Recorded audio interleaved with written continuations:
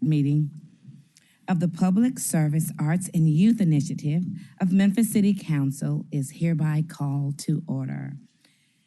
Summer, please call the roll. Councilman Warren. I am here. Councilwoman Cooper Sutton. Present. Today on the agenda, we have one item, and I'm very excited about this presentation. A presentation from Alliance Healthcare on their new youth mental health center, our council district, requested by Councilwoman myself, Cooper Sutton. You all can come forward.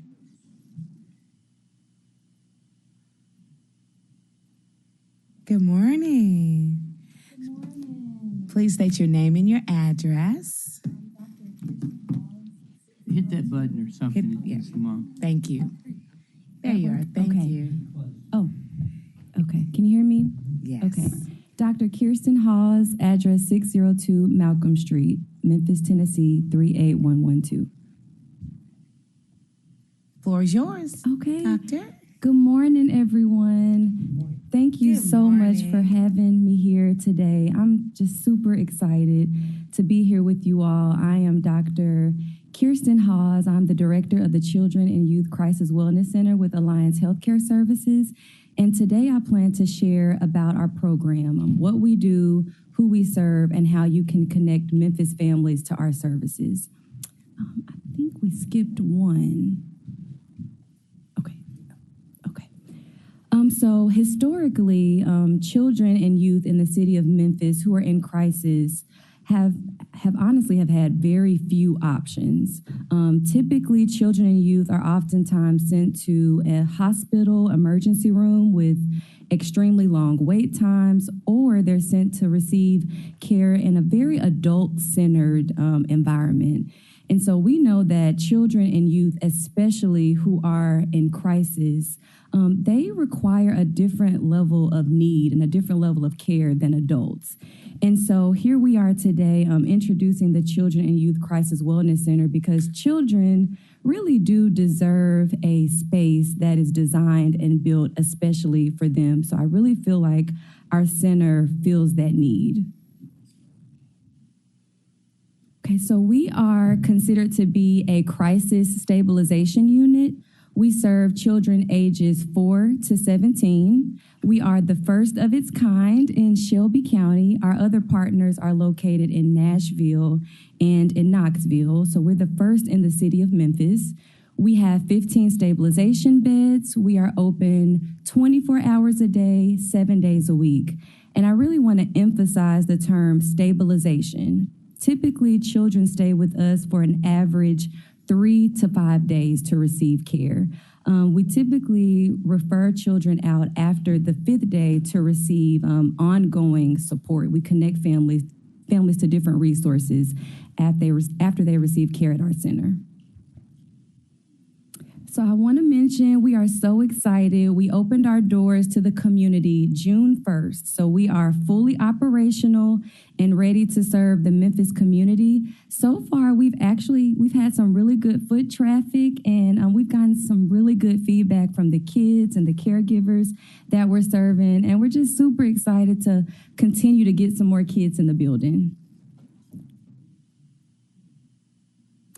I think this is another very important piece that I want to emphasize. No insurance is needed to access our services. At launch, the center accepts Blue Care 10 Care Select, United Healthcare 10 Care, and WellPoint 10 Care. No child will be turned away regardless of insurance status or their ability to pay. So this really does alleviate any barriers for our children, youth, and families that we serve. So at this time, I really just want to give you all just a picture, a snapshot of what you can expect when families walk through our doors. Number one, everything is trauma informed. That goes from the environment to the space, the furniture. Our staff is fully trauma informed, trained in clinical interventions, and also just the daily rhythm of our services. Even our schedule down to the hour is very intentional to meet the needs of the children and youth we serve. The second point I want to mention is that all of our services are tailored to meet the developmental needs of each child and youth that we serve.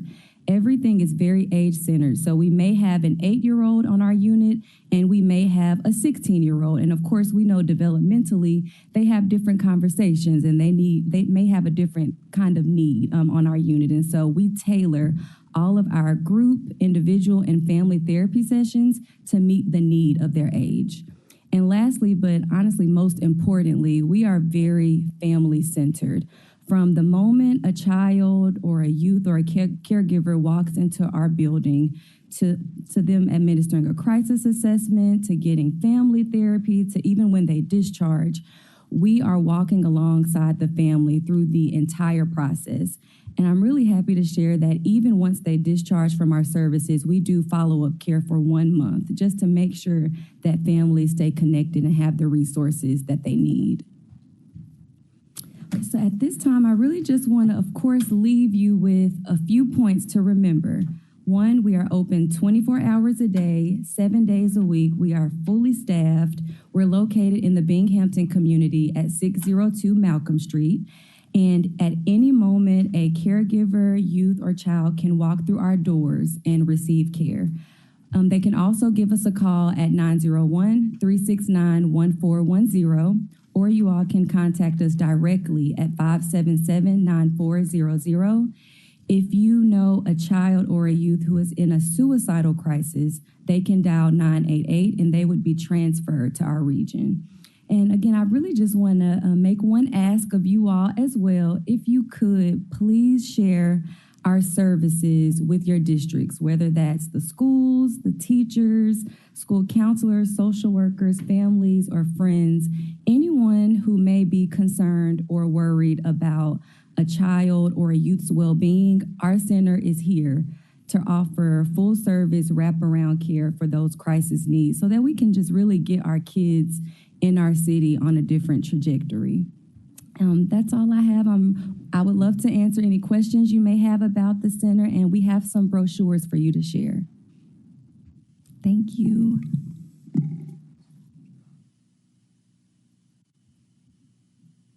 Okay. Councilman Ford and Councilwoman Walker has joined us. So glad to see you all this morning. Morning. Okay. I think Dr. Warren was in the queue. Okay. Thank you, Madam Chair. Thank you for bringing this to us. This is an amazing service.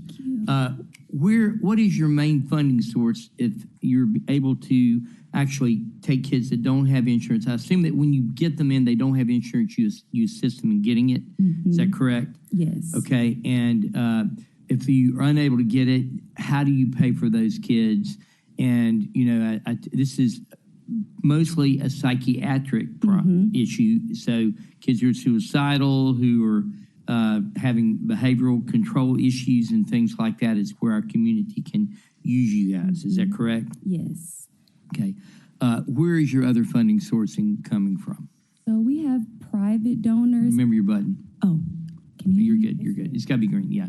Just talking, Mike. Okay. We have public donors and also private dollars as well. So it's a mixture of a funding source. So what's your percentage of public-private mixture in your funding? And, I see that you can take 15 kids at a time. Mm-hmm. What happens when you get to 16? So at that point, I will direct the funding questions to our Yes. But as far as the Yes. treatment question on that, what happens when you get to 16 or 17 kids if you get there? Is that when you use Nashville, or how do you do that? So at that point, we would, of course, have to refer the child out for services and put them on a wait list. But honestly, I would say since our services are offered for only 3 to 5 days, we've really had a good flow of patients coming in, discharging, and then getting other kids in. I think that's why I love why it's short term, because we're pretty much available to offer services to more families. So short term, 3 to 5 days. Mm-hmm. And if you see the kid needs longer term, then that's when you have a transfer to Lakeside, or you have a transfer to another facility. Yes. So y'all, we should think of you as the ER stabilization for youth in trouble. Yes, I love that. That's Okay, a good tagline. ER stabilization That's for youth in trouble. it. Yes. Okay, thank you, Madam Chair. I think I understand how this works, and it is really nice to have this in our neighborhood. Thank you. Okay, thank you. Thank you. We have Councilwoman Walker in the queue. Thank you, Madam Chair, and thank you all for coming today. I've enjoyed your presentation, and you were mentioning about us sharing about you. If you could send us something, I would be glad to share it. Yes, absolutely. Thank Will you. do. Yes, I yield the thank floor. you. Okay. Let the record show that Councilwoman Logan has joined us. Good morning. Well, I'll just say thank you for just the presentation. This is very dear and near to my heart. Mental health, trauma, behavioral health. And what I've seen over the years, our children from the ages 3, 4 years old has never had a place or a space that was safe for them. It was always an adult atmosphere, and it has always been frequent flyers that I've experienced through the emergency room, taking them to the emergency room and then trying to navigate them to a safer place in their environment, in their age range. And this is one thing that has been that I've noticed, and it's very important. Sometimes parents, caregivers, those that take care of our babies are not familiar with the signs where their children need help. And they're just thinking they're just bad or they're just this and that. Could you just give one significant scenario where it could just register if something is happening and this is available for the families? Sure. So I would say especially for children and youth, for the littles, if you see a regression in behaviors, I feel like that is a very key indicator. There may be a deeper level of an issue occurring for a child. For a youth, if they are withdrawn, if they are lashing out, I know as you mentioned behaviorally, usually a flag goes up for caregivers and guardians, but typically if a child is aggressive or is experiencing extreme or what I call big emotions, then that's typically showing us that there's something deeply rooted as to what is truly going on with the child. It may be a family conflict, it may be trauma, it may be grief and loss, anxiety, or depression. Anytime a child or an adolescent kind of seems off, I would say caregivers should really tap in and lean in and really get some services for a child, because we know that the earlier that you intervene, the more likely you are to help a child progress. So there's another question that was very important to me that I dealt with many, many years ago. Do you all do the ACEs scoring or testing there?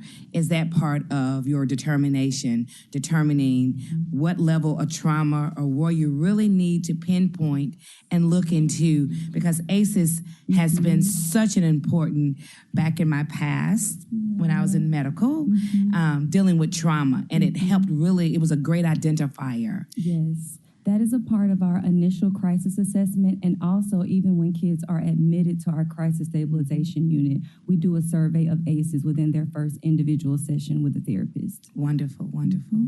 Well, I'm just excited about it. When I did the tour of the new building, I saw it when it was at its baby stage and getting ready and I was just excited because now, and I want to stress to our community and to the city of Memphis and Shelby County, this is a free service.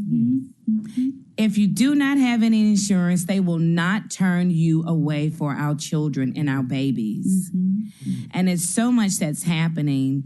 I would I'm just thrilled that it's here for them because they've never had an opportunity in that age range. And the parents to have that support that they need, especially when it's trauma and they've never experienced it before. So thank you. I just really wanted to stress that. I want to stress to the community to please use this service that is out there. It has been created for our community to help us so we could thrive and be more productive, and the parents have the support they need. And once again, and I saw there's a text too that you can text 988 as well. For the savvy up to date, you can text 988 in case you don't want to call the numbers.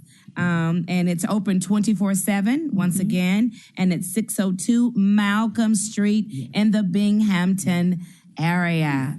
So thank you. I'd like to recognize that Councilwoman White has arrived. Are there any more? Okay. Councilwoman Logan is in the queue. No, she arrived. Oh, well, you arrived. I said that. Yeah, I said that. Thank you. All right. Does any other council member have any questions or any comments? If not, meeting is adjourned.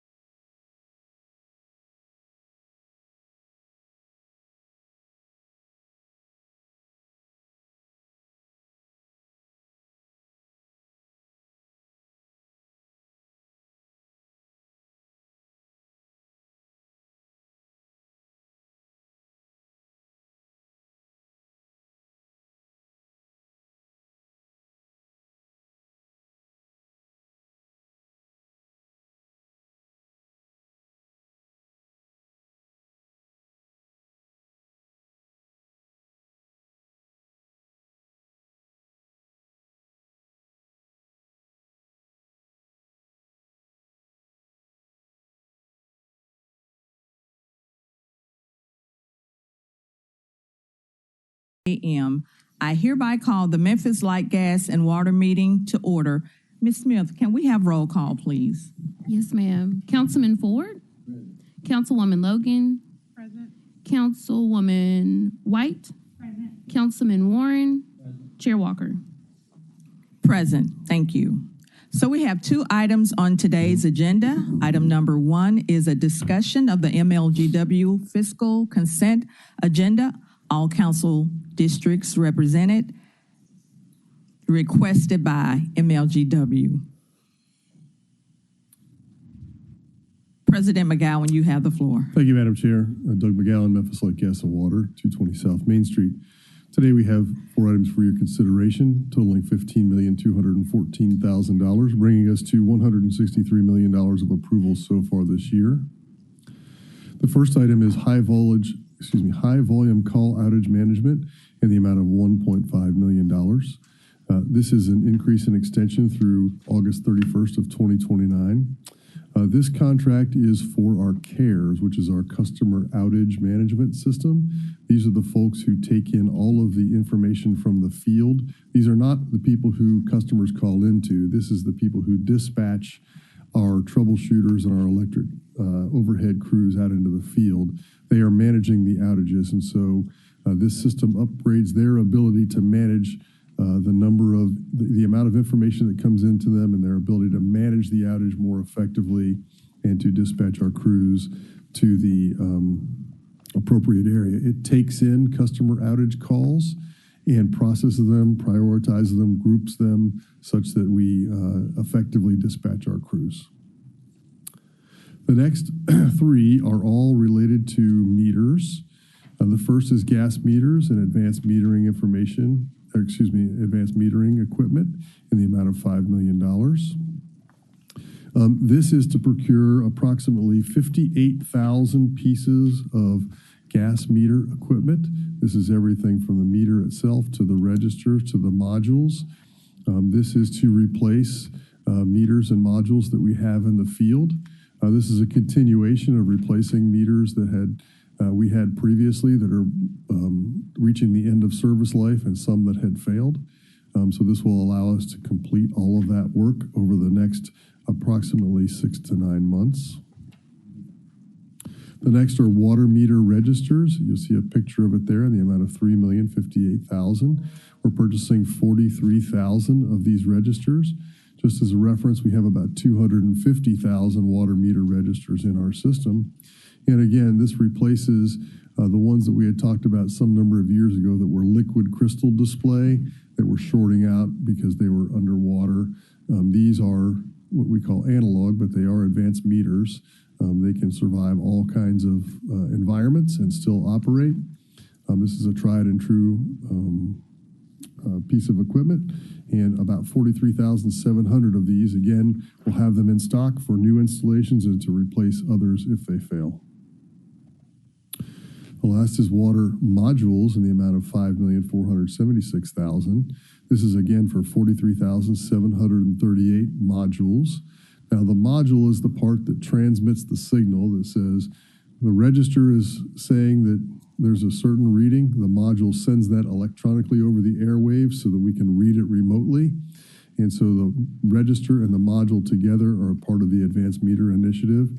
These are replacing the outdated V3 modules. And we will again be putting these in over the next 6 to 9 months for those that we know that are failed and those that will, if any fail in the future, we'll have a stock on hand to be able to do that. All of these taken together will help us with the ability to eliminate the estimates that we have when a meter fails or a register fails out there. As you know, we've been through this. We had some delayed and held bills. We've got that problem resolved. Part of that was to do some estimations. Now that we have these materials available to us, we can replace those faulty pieces that are in the field and reduce those estimations down to what is an acceptable standard. Approximately 5% are being estimated right now. The industry standard is 3%, so we need to bring that number down to get back within industry standards. So that's where we stand today, and subject to your questions, that concludes the consent agenda items. Thank you for this. And at this time, I would like to recognize Councilwoman Logan. Thank you, Chair. Thank you for the presentation. Yes, ma'am. Just a quick question. So the shortage that we saw in Public Works due to the decreased amount of revenue from the water, Yes. this is going to fix that? Yes, there was well, 2 things. Number one, it was about $1.8 million of shortfall because we estimated too many residential customers low. The issue was a typical residential customer uses about 800 cubic feet of water per month. Our system estimated about 6,000 customers at 1 cubic foot per month, which is much too low. So that caused a $1.8 million loss of revenue. It cost us about $1.6 million of lost water revenue, and sewer about $1.8 million. But we have fixed that subsequently, those estimations. Now, these will make sure that there's no longer an estimate and that you're actually reading what the total is. And the estimate, that is a very accurate estimate for us based on what we see from residential use. But so that should correct that problem, and then this will correct all of the estimations going. Well, this will correct the estimations and keep it within industry standards. There's always going to be some level of estimation in the system, but that inordinate number that we had that is out of tolerance that's what this is going to fix. So that's, yes. Yes. Okay. Now, you said that did I hear you say you were going to fix it by actually reading the meters instead of estimating? Yes, so so we do several things. If a meter does not get a reading, we go out, we try it several times remotely, then we send a truck by to try to see if the truck can get it, then we send a man out with a manual read to see if he can do that, and then he will open the meter box and read it manually. Until such time as we can get all of these corrected, we will have more meter readers out there going to read these ones that are failed manually.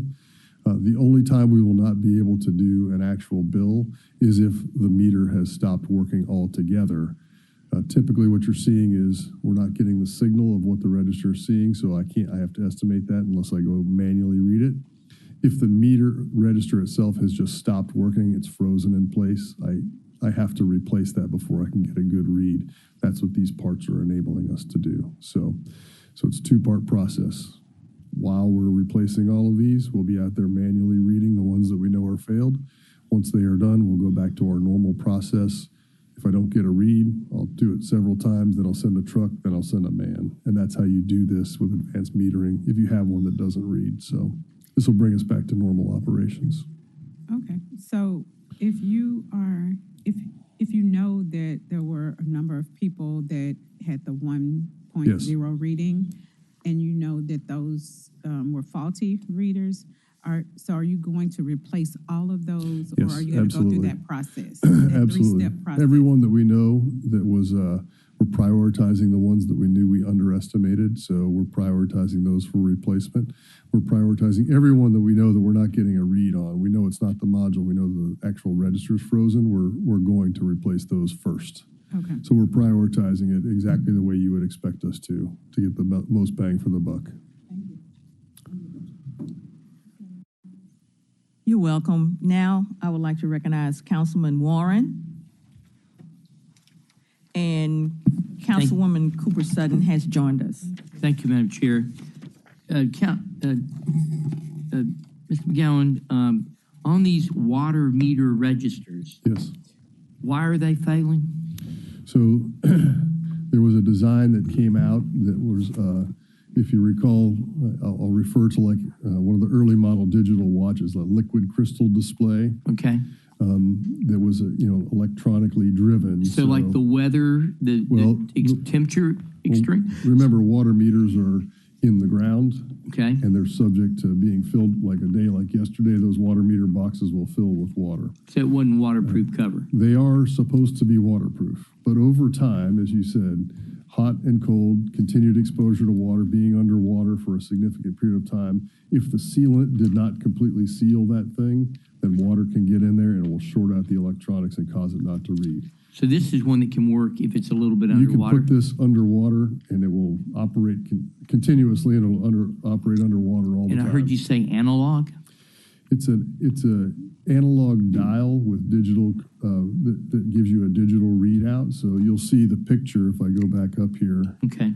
You see it's like the odometer on your car that used to be the old mechanical Right. odometer, and the dial that spins. That's the only analog component. It sends a digital signal out about what it's reading behind there. So these things And can if the operate digital underwater. signal fails, you can go look at the analog That's underground? absolutely right. Okay. And And that was the problem with the old ones. When it shorted out, you couldn't read anything on the face. why did we somehow decide on $1 instead of $8 when we already knew $8 was our average? That was just an error, and when we programmed it in the system, we have a. So it was a programming error Yes. initially That's that right. caused this to occur. That's right, and it was for approximately 14 months, and we identified that when we How decided much to give money people did not go to the sewer fund? $1.8 million because of that Total. 6,000 estimate. Yes, sir. Okay, so our sewer fund is still down 1.8 million? Yeah, we're down about 1.6 million from that same issue. Okay. All right, thank you very much, Madam Chair. You're welcome. And next, we will hear from Councilwoman White. You have the floor. Thank you. Good morning. I'm trying to get more context on kind of like how many of these water meters we have and the typical life Sure. cycle of them. Yes, so these are guaranteed depends on the component, but between 10 and 20 years, and we can replace them if they fail. We have done that with all of the ones that were within the warranty period. The ones that we're replacing now are outside the warranty period of 10 years for some of the components. We have 250,000 water meters in our system. This replaces the ones that are faulty and gives us a good number that we have should any fail in the future. We have 330,000 gas meters in our system. And again, you'll see we're replacing about 43,000 of those. And just for reference, we have about 450,000 electric meters in our system. So all told, a little over 1 million meters in our system. And so the ones you said that are being replaced that are faulty, you said the ones that were within warranty you all have already replaced. That's right. We get those back for free. We don't have to buy any. And the ones that are out of warranty and the ones that we need to go transition to a new technology, we're purchasing those. And I just want to say that this is a lot because this is more than we would typically purchase because we are trying to accelerate the rate of replacement. But this is a part of, just like I'm buying transformers and circuit breakers and wire, you're typically going to be buying every few years meter components because things do fail. Mm-hmm. Thank you. That's all I have. Let the record show that Councilman Spinoza and Madam Chair Swearingen Washington have joined us. Good morning. So if there is nothing else on item 1, we're going to move on to item 2, which is a presentation on the MLGW Apprenticeship Program, all council districts, requested by Councilwoman Logan. Councilwoman Logan, you're recognized. Thank you, Chair, and thank you all for your presentation again on the Academy. It was amazing to just hear about the update and how it's impacting young people.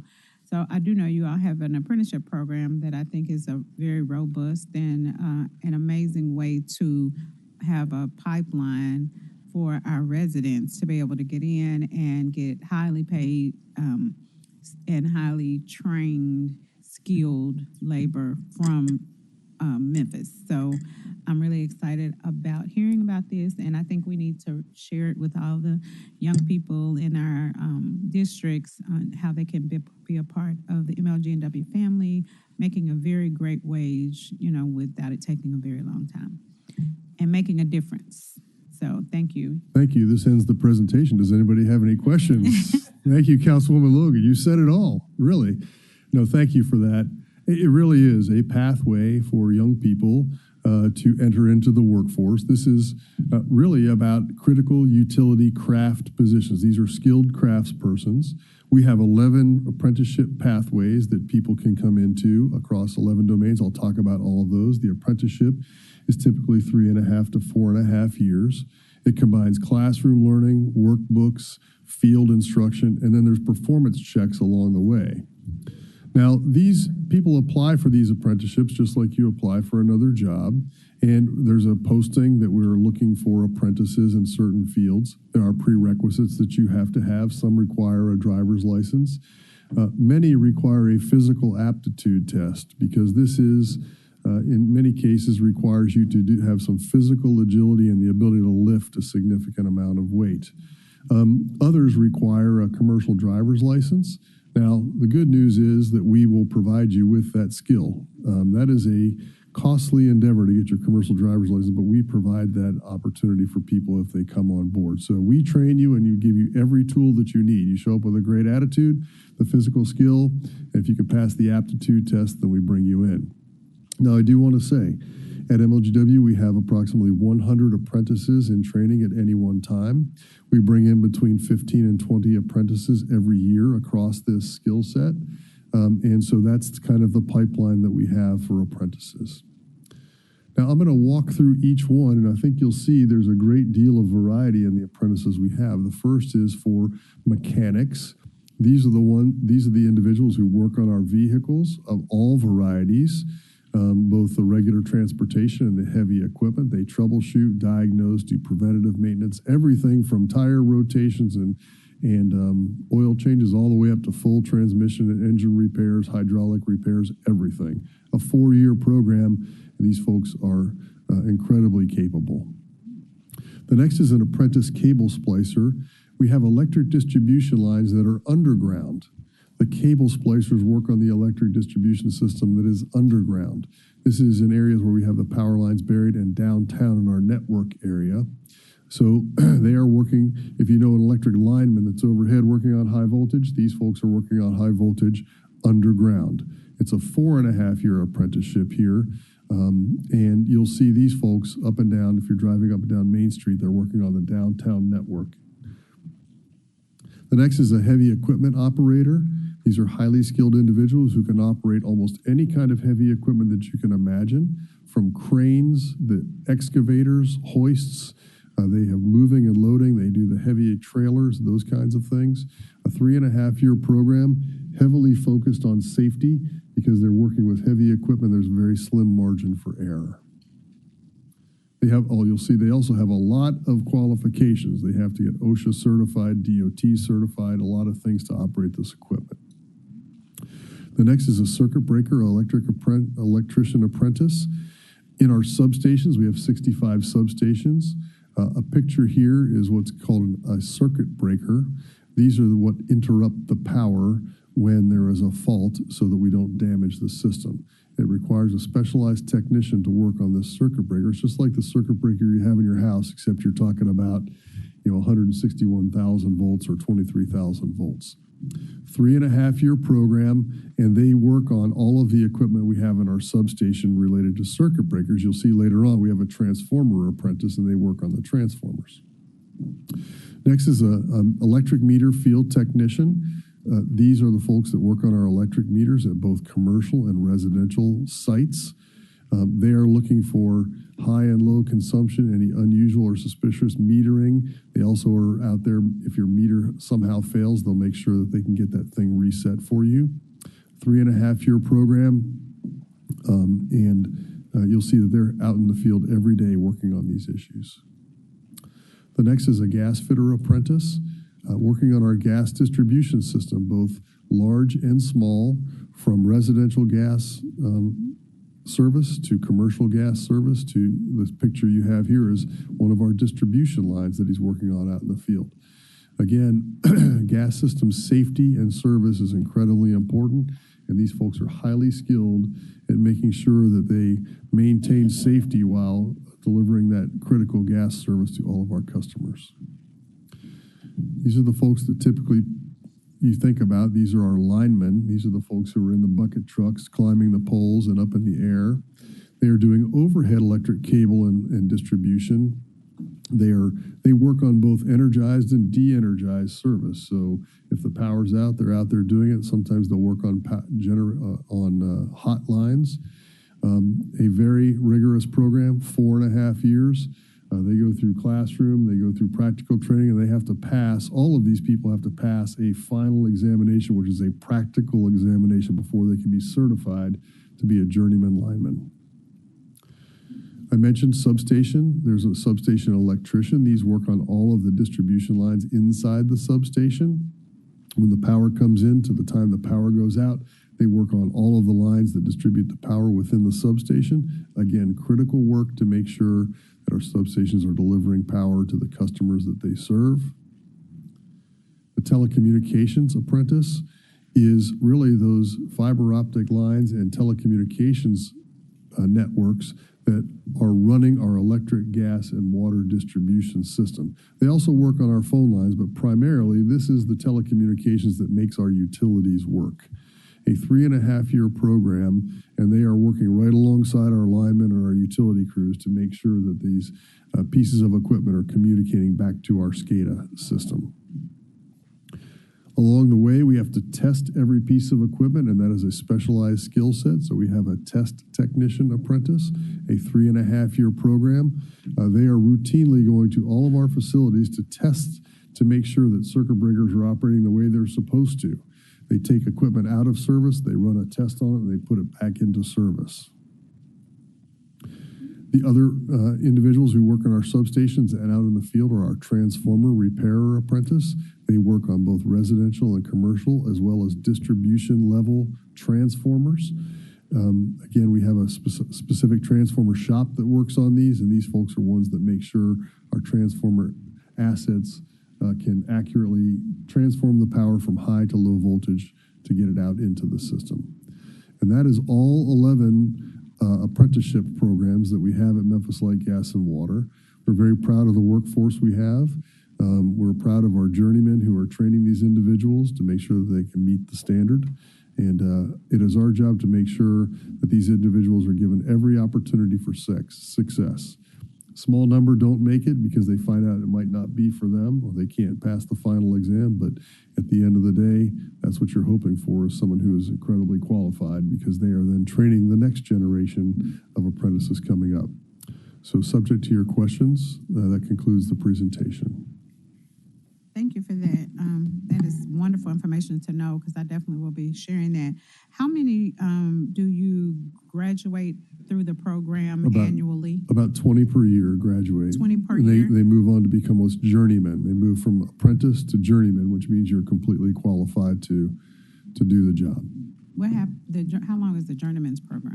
Well, once you're a journeyman, you're a journeyman, and Oh, you are now fully qualified, and then your next promotion will become a foreman, and then you might become a supervisor after that. Yes. Okay. And how do they graduate and then go directly to work for us? Yes, absolutely. If you come through our program, you are working for us. Okay. So, great. yes. Do we have any of these positions? Because I know we've contracted a lot of work out. Right. So kind of tell me how that works. If we're bringing them in, Right. We should be decreasing in our contractors, correct? So our contractors are typically for that short-term work. Short-term work might be a 2 or 3 year project. That, you know, like our grid modernization, we bring some contractors in to help us. That's a generational we're doing that as a 5-year program, but it's once every 20 or 30 years.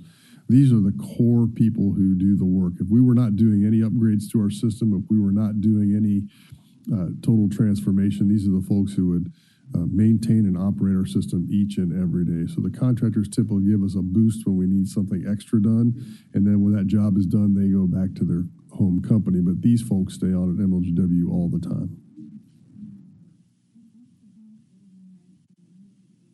Seeing this, Yes. continue to grow, the apprenticeship program to grow, and for us to have highly skilled and compensated and trained individuals at MLGW, because that increases our capacity as a city to have our own, workers here. So thank you so much for that. Now you're back, Chair. Thank you for those comments. So this concludes. Madam Chair, I have one more comment, if I could. Me too, go ahead. Okay, sorry. Unrelated to this, I just want to mention, we have talked to you previously about LIHEAP, the Low Income Housing and Energy Assistance Program from the federal government, and that there was a threat to that not being funded. Ms. Sink and I went up to Washington, D.C. and made clear that that's a priority for our community to make sure we have low-income housing assistance.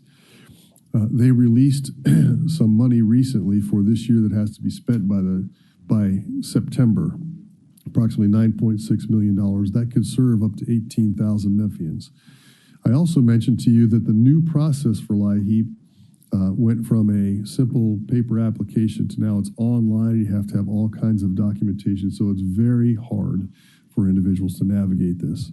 The Shelby County Community Services Agency has 6 people dedicated to this, and since the money came so late, and because the process takes so much longer, we were at risk of not getting that done.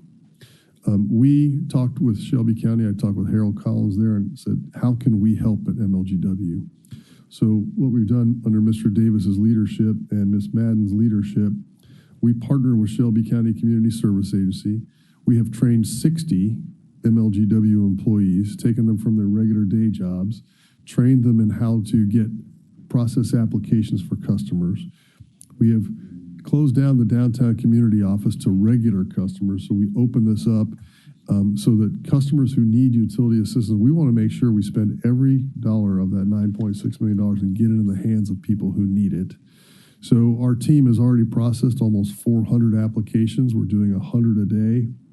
Customers, while we're learning this, it's about a 45-minute wait time for everybody to get this through, but we are committed to getting all of this spent by the end of August. And what I've talked to the folks at THDA about is if there's additional funding that you can't spend in the rest of the state, send it to us. Our customers can use this. So we could not sit idly by and watch CSA be overwhelmed with these applications and have people who need it not get the money. So that's why we thought it was important enough. I know it's an inconvenience for customers for downtown to be closed. There are 250 other places you can pay your bill, but it is now a full LIHEAP processing center with 60 MLGW employees processing applications each and every day. So we think that's value added for our customers and incredibly important to get that money in the hands of people who need it. Okay, thank you for that. Next, we'll hear from Madam Chair. You have the floor.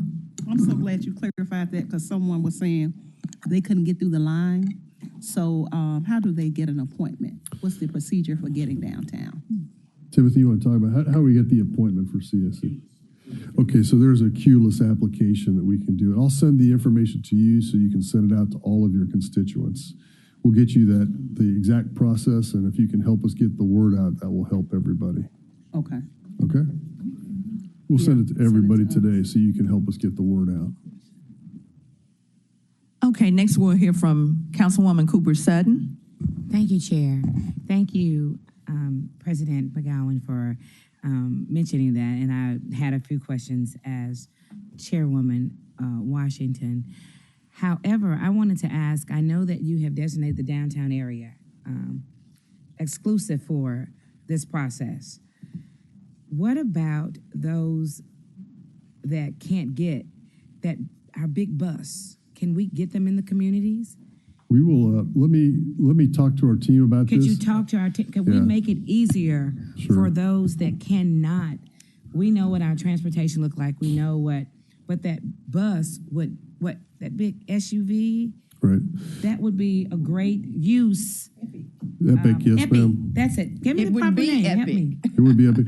It would be epic. Now, that's a great suggestion. I just want to say we started last week on Tuesday.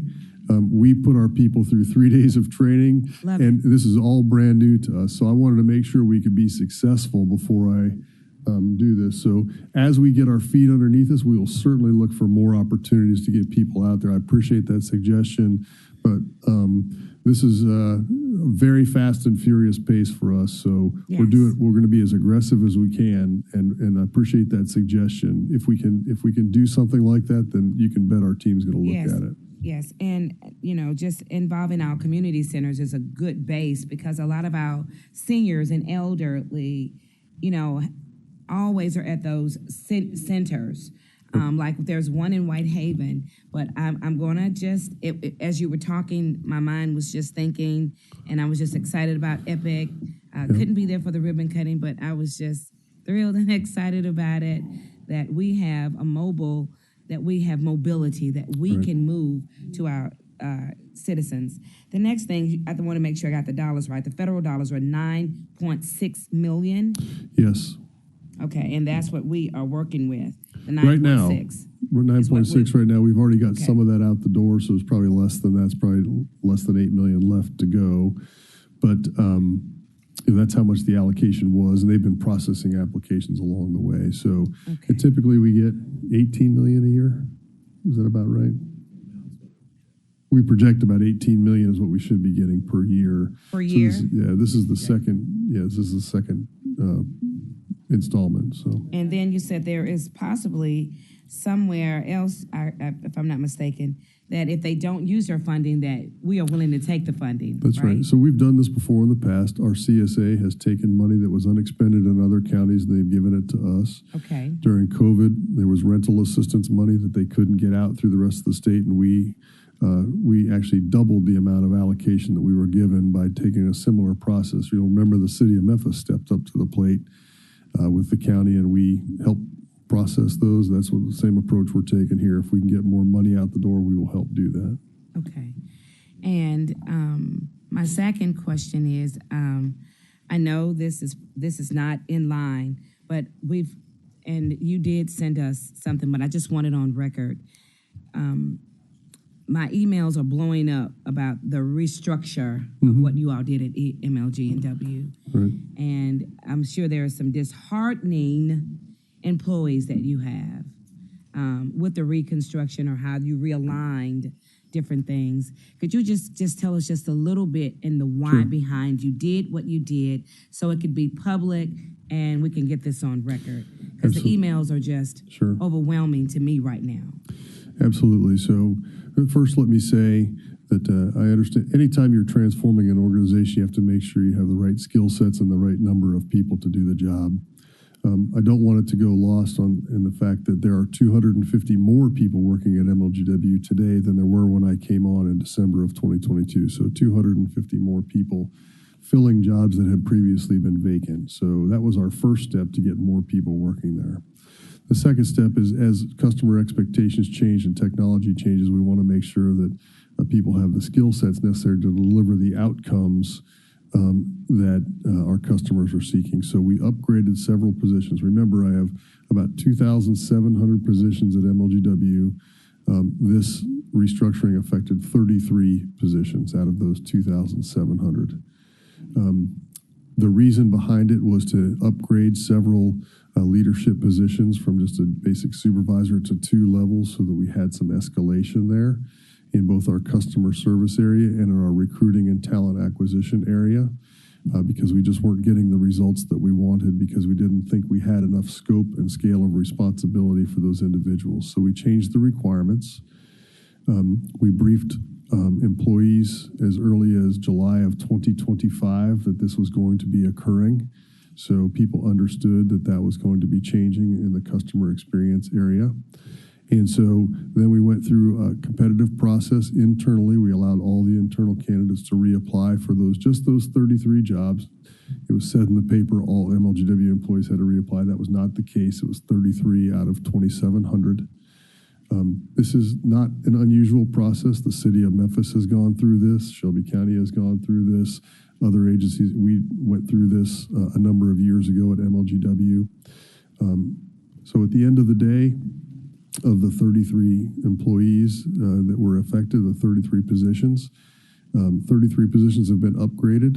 15 were filled with employees who reapplied for the jobs. 2 employees chose not to reapply and they just decided to move on to do something else. And 16 employees were not successful in their reapplication and they have been given the opportunity to transition. And we've done that with as much dignity and respect as we can for individuals who are transitioning by giving them extended health care coverage at no cost to them, providing a severance opportunity for them and giving them outplacement services so that they can have the best possible landing. So this was thoughtful and deliberate and carefully done as we possibly could. And only after we've exhausted every other measure that we could to improve outcomes for customers was the reason that we went through this. And excuse me, at the end of the day, it's about getting the right outcomes for our customers.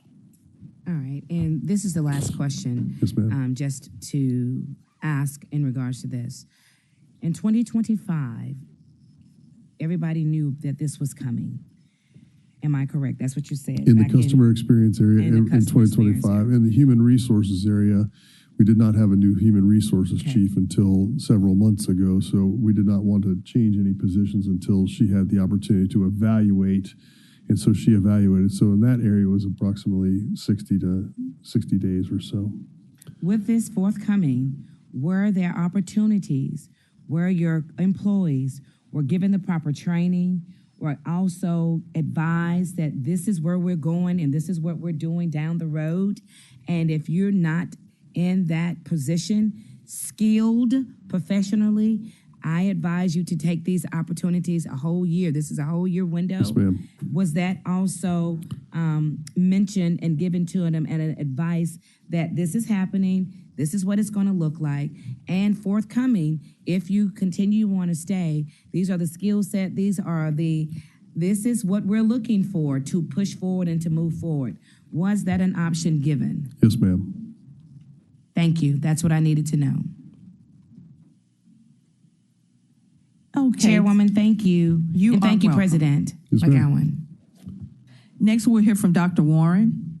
Just a quick summary, President McGowan, on the funds for people who are behind in their bills that we have available.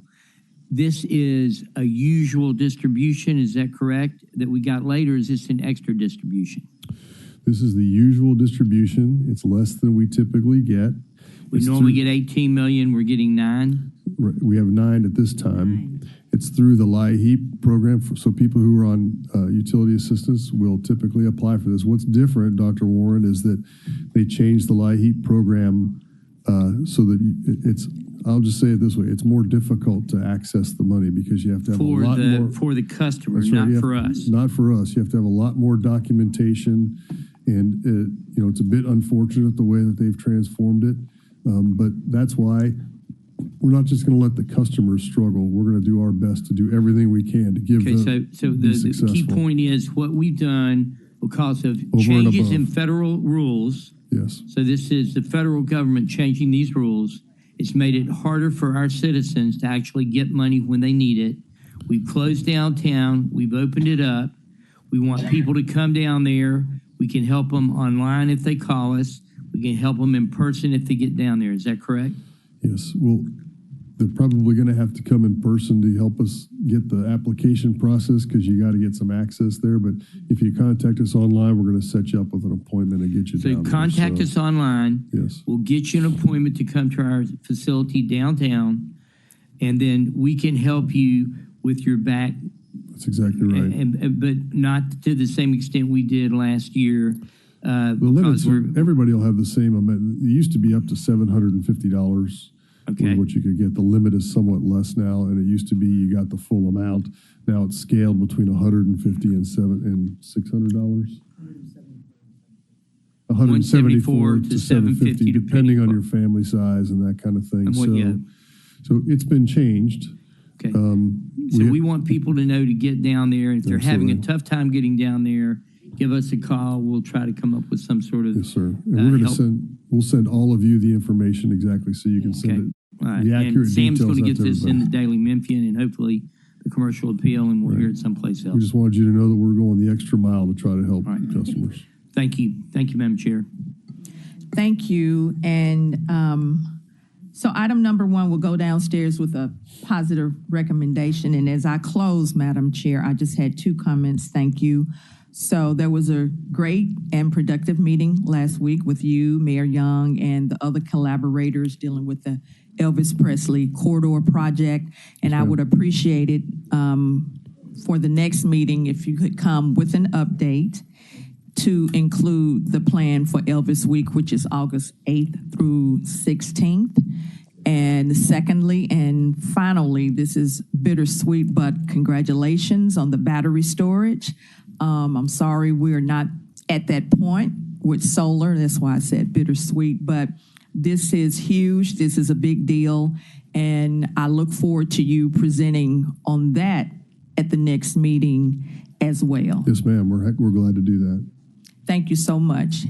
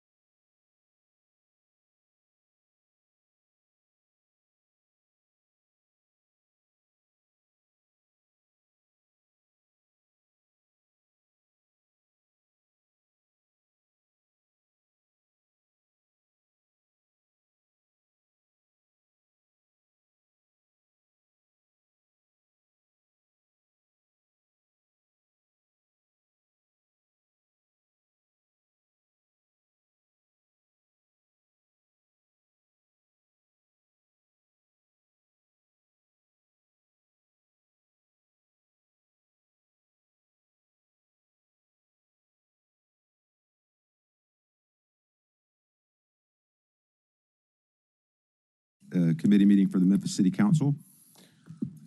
We're behind. It's 9:44. Gia, would you please call the roll? Yes, sir. Councilman Ford. Chairwoman Swearingen Washington. Present. Councilwoman Cooper Sutton. Councilwoman Logan. Chair Spinoza. I am here. We've got 5 items on the agenda, but we're actually going to make some quick adjustments, just try to get us back on track. Item number 3 will be held until the next council meeting.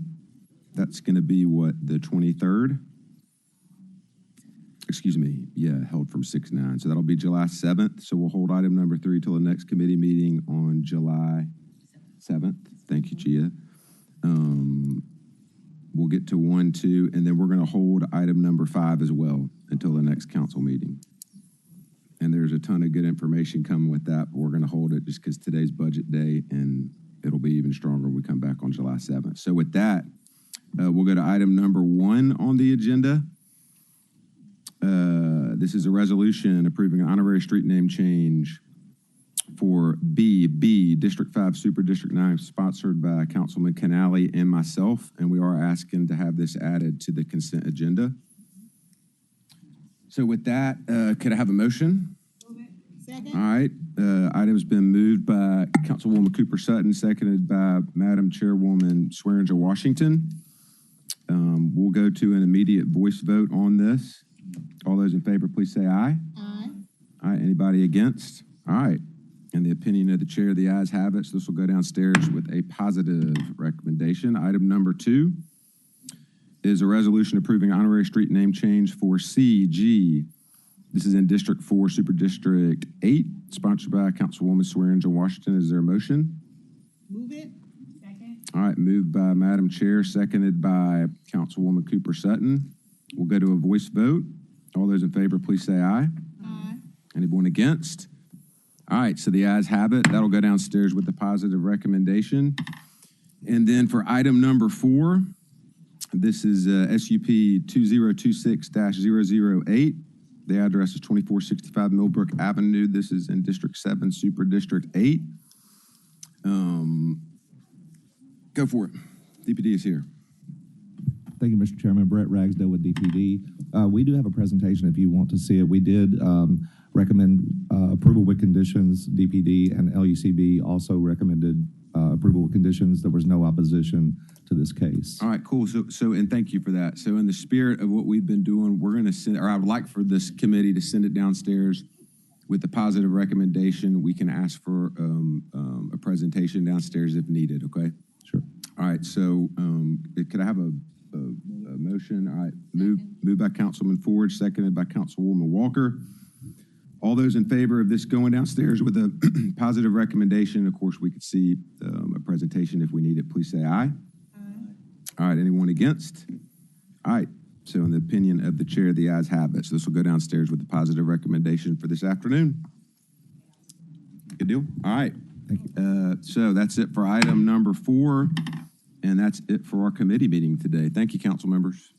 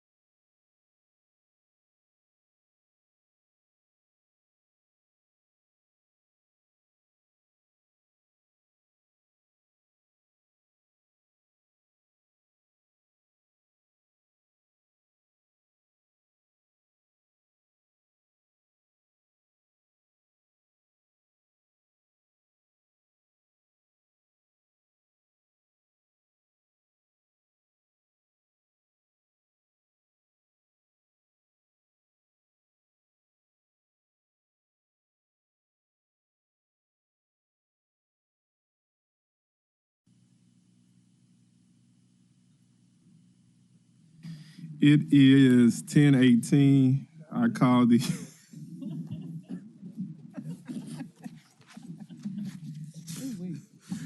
well, we know you're from Memphis. Call the Public Works and Solid Waste and General Service Committee to order. Ms. Key, you know what to do. Councilwoman Easter Thomas. Councilwoman Green. Councilman Spinoza. Here. Councilman Ford. Councilwoman Walker. Present. Councilwoman Swearingen Washington. Present. Councilwoman Cooper Sutton. Councilman Warren. Councilwoman White. Councilwoman Logan. Chair Smiley. All right, we have 2 items on the agenda today. Item number 1, resolution to accept, allocate, and appropriate grant funds in the amount of $494,875.31 from Overton Park Conservancy for reimbursement allocated to eligible projects associated with an MOU between the City of Memphis, Overton Park Conservancy, Memphis Zoological Society, and for renovations, accessibility improvements in Overton Park Area District 5, Subdivision 9, sponsored by the administration. There's a request to second item. Can I get a motion second? Moved by Swearingen Washington, seconded by Councilman Ford. Director, the floor is yours. Scott Morgan, Public Works Director, 125 North Main. So as stated, this is a resolution to accept grant funds from Overton Park Conservancy for eligible reimbursement expenses as it relates to the memorandum of understanding that was signed with the previous administration in November of 2022 between the zoo, the city, and Overton Park Conservancy. This is all related to working out their parking issues that were there, and Public Works has paved the East Parkway parking lot along with services from engineering like survey and striping. So these are eligible reimbursements for that cost. And I have zoo representatives are here if there's additional questions if needed. Doc, the floor is yours. Thank you, Mr. Chair. Yeah, this was like something I think Mr. McGowan actually helped negotiate. But what was going on is we needed to do some things to help with parking. They applied for a federal grant. They finally got the federal grant, and now they're wanting to give us some money so they can help pay us back for what they've already done. Thank you, Mr. Chair. Thank you, Dr. Moore. Any other council members in the queue? All right, it appears that all hearts and minds are clear. All those in favor? Aye. Any opposed? It's an opinion of the chair, the ayes have it. Item number 2, update regarding the building of the Great Water Facility at XI Campus, District 6, Super District 8. Requested by Councilwoman Green. Councilwoman Green, the floor is yours. Thank you, Chair. And I believe Ms. Houston is going to come up and speak as well. So if you want to come to the other one.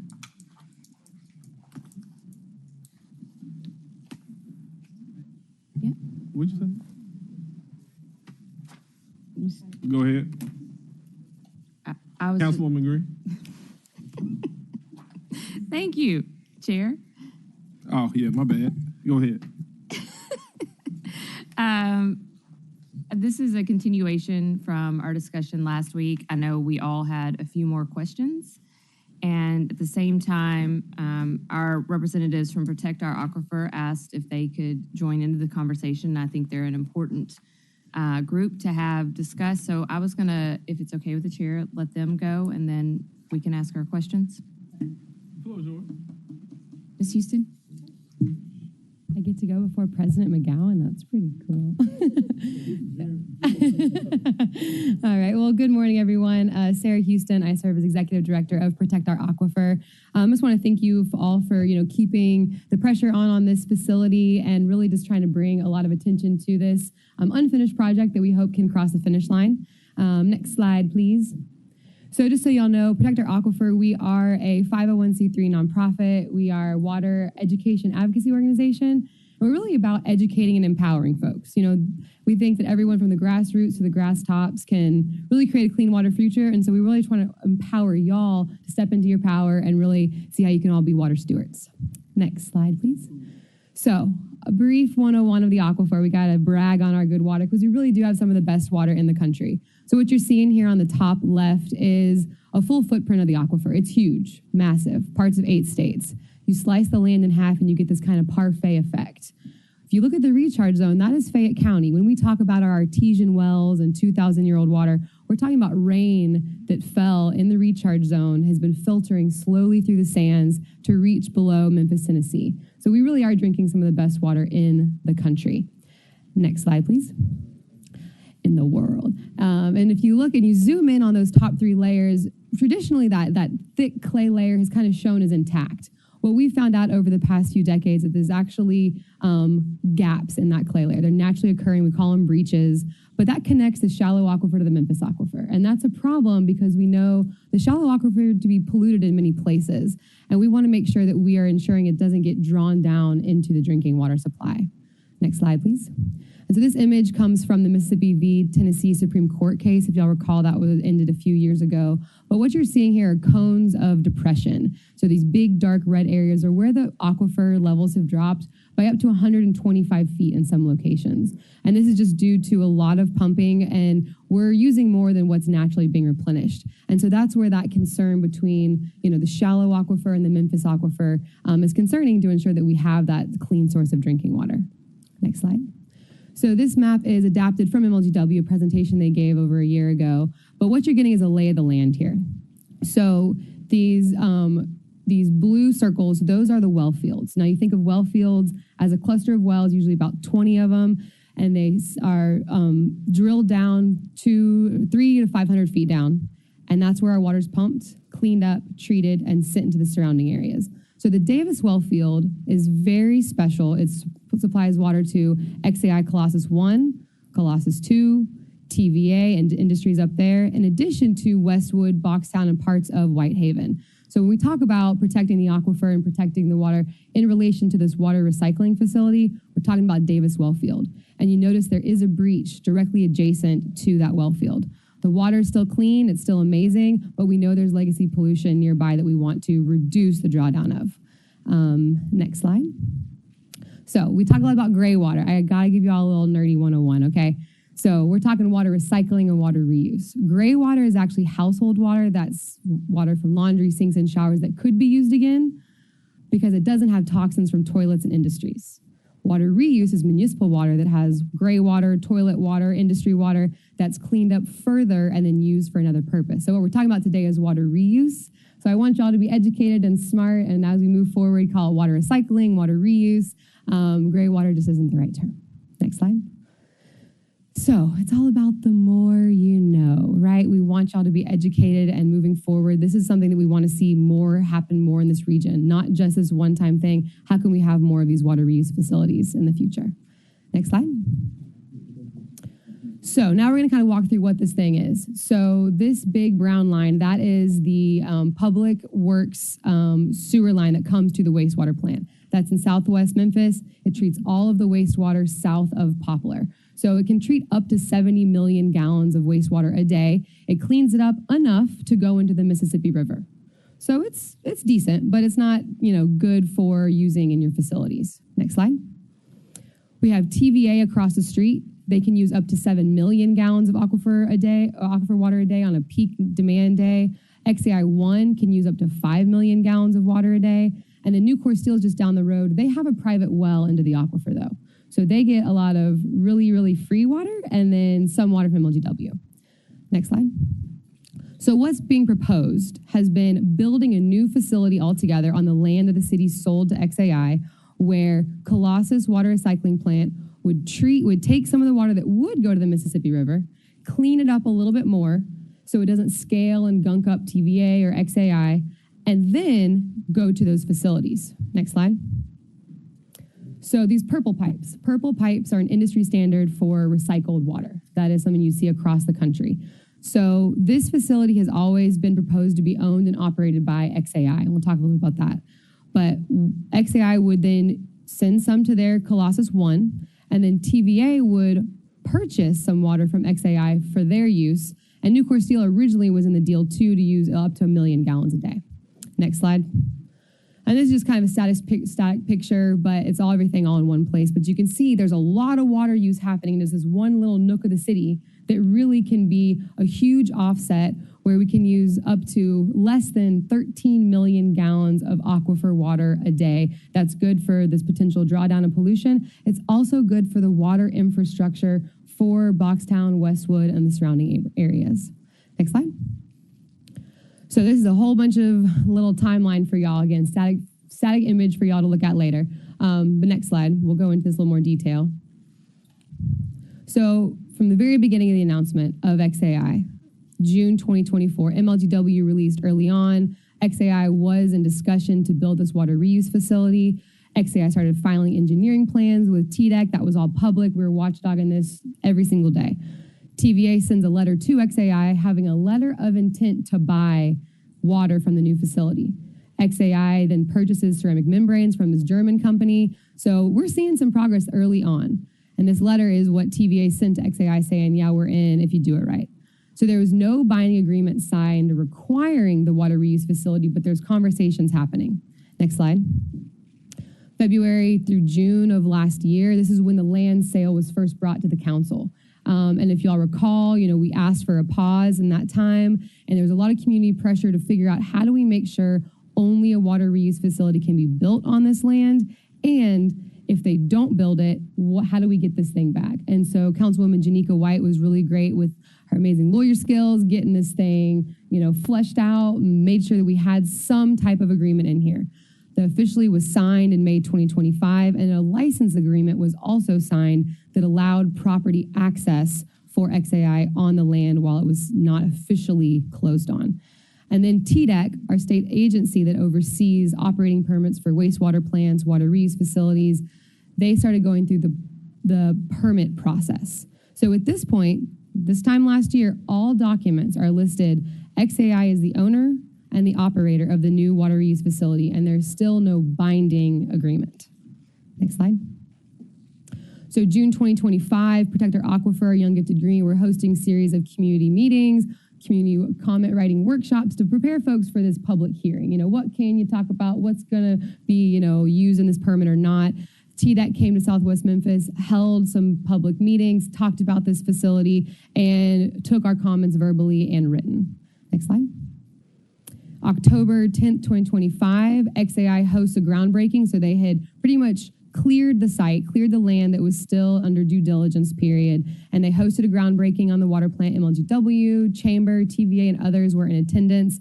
And at this time, it's announced that Nucor Steel has dropped from the project. They were going to be the smallest user of it, but it's officially now saying it's only XAI1 and TVA. Next slide. So a couple weeks later, Protect Our Aquifer and our partners draft a letter to Public Works and sent it to Director Morgan and team because there must be an agreement between the City of Memphis, Public Works, and XAI to use the wastewater effluent, right? This is another contract, kind of like the land sale agreement. We're like, hey, how do we use this contract to get what we need out of this plant? First of all, XAI, we want to make sure that they pay a small fee for the wastewater. There's a whole bunch of new process that the city's having to do. We want to make sure that there is some kind of a financial offset.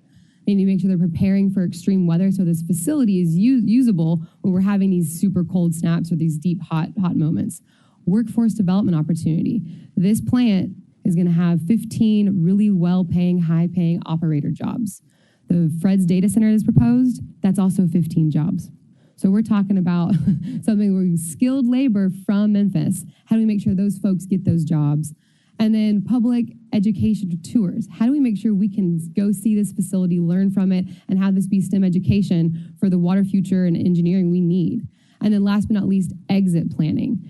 If and when XAI wants to leave or the city does take ownership, what could go into this agreement to begin that process or at least lay out some framework for that discussion? Next slide. So beginning of this year, TDEC amends and improves the permit. So they took in some of our public comments around parameters for water quality, making it publicly posted on the data viewer, have that stuff transparent. It was a big community concern. Then we see construction really start to take off. So water pipes have been laid between all the facilities. There's been some subsoil prep done, and there's a stormwater construction permit. And you can see in this photo, there's been some of these water storage tanks constructed, but otherwise, that's it.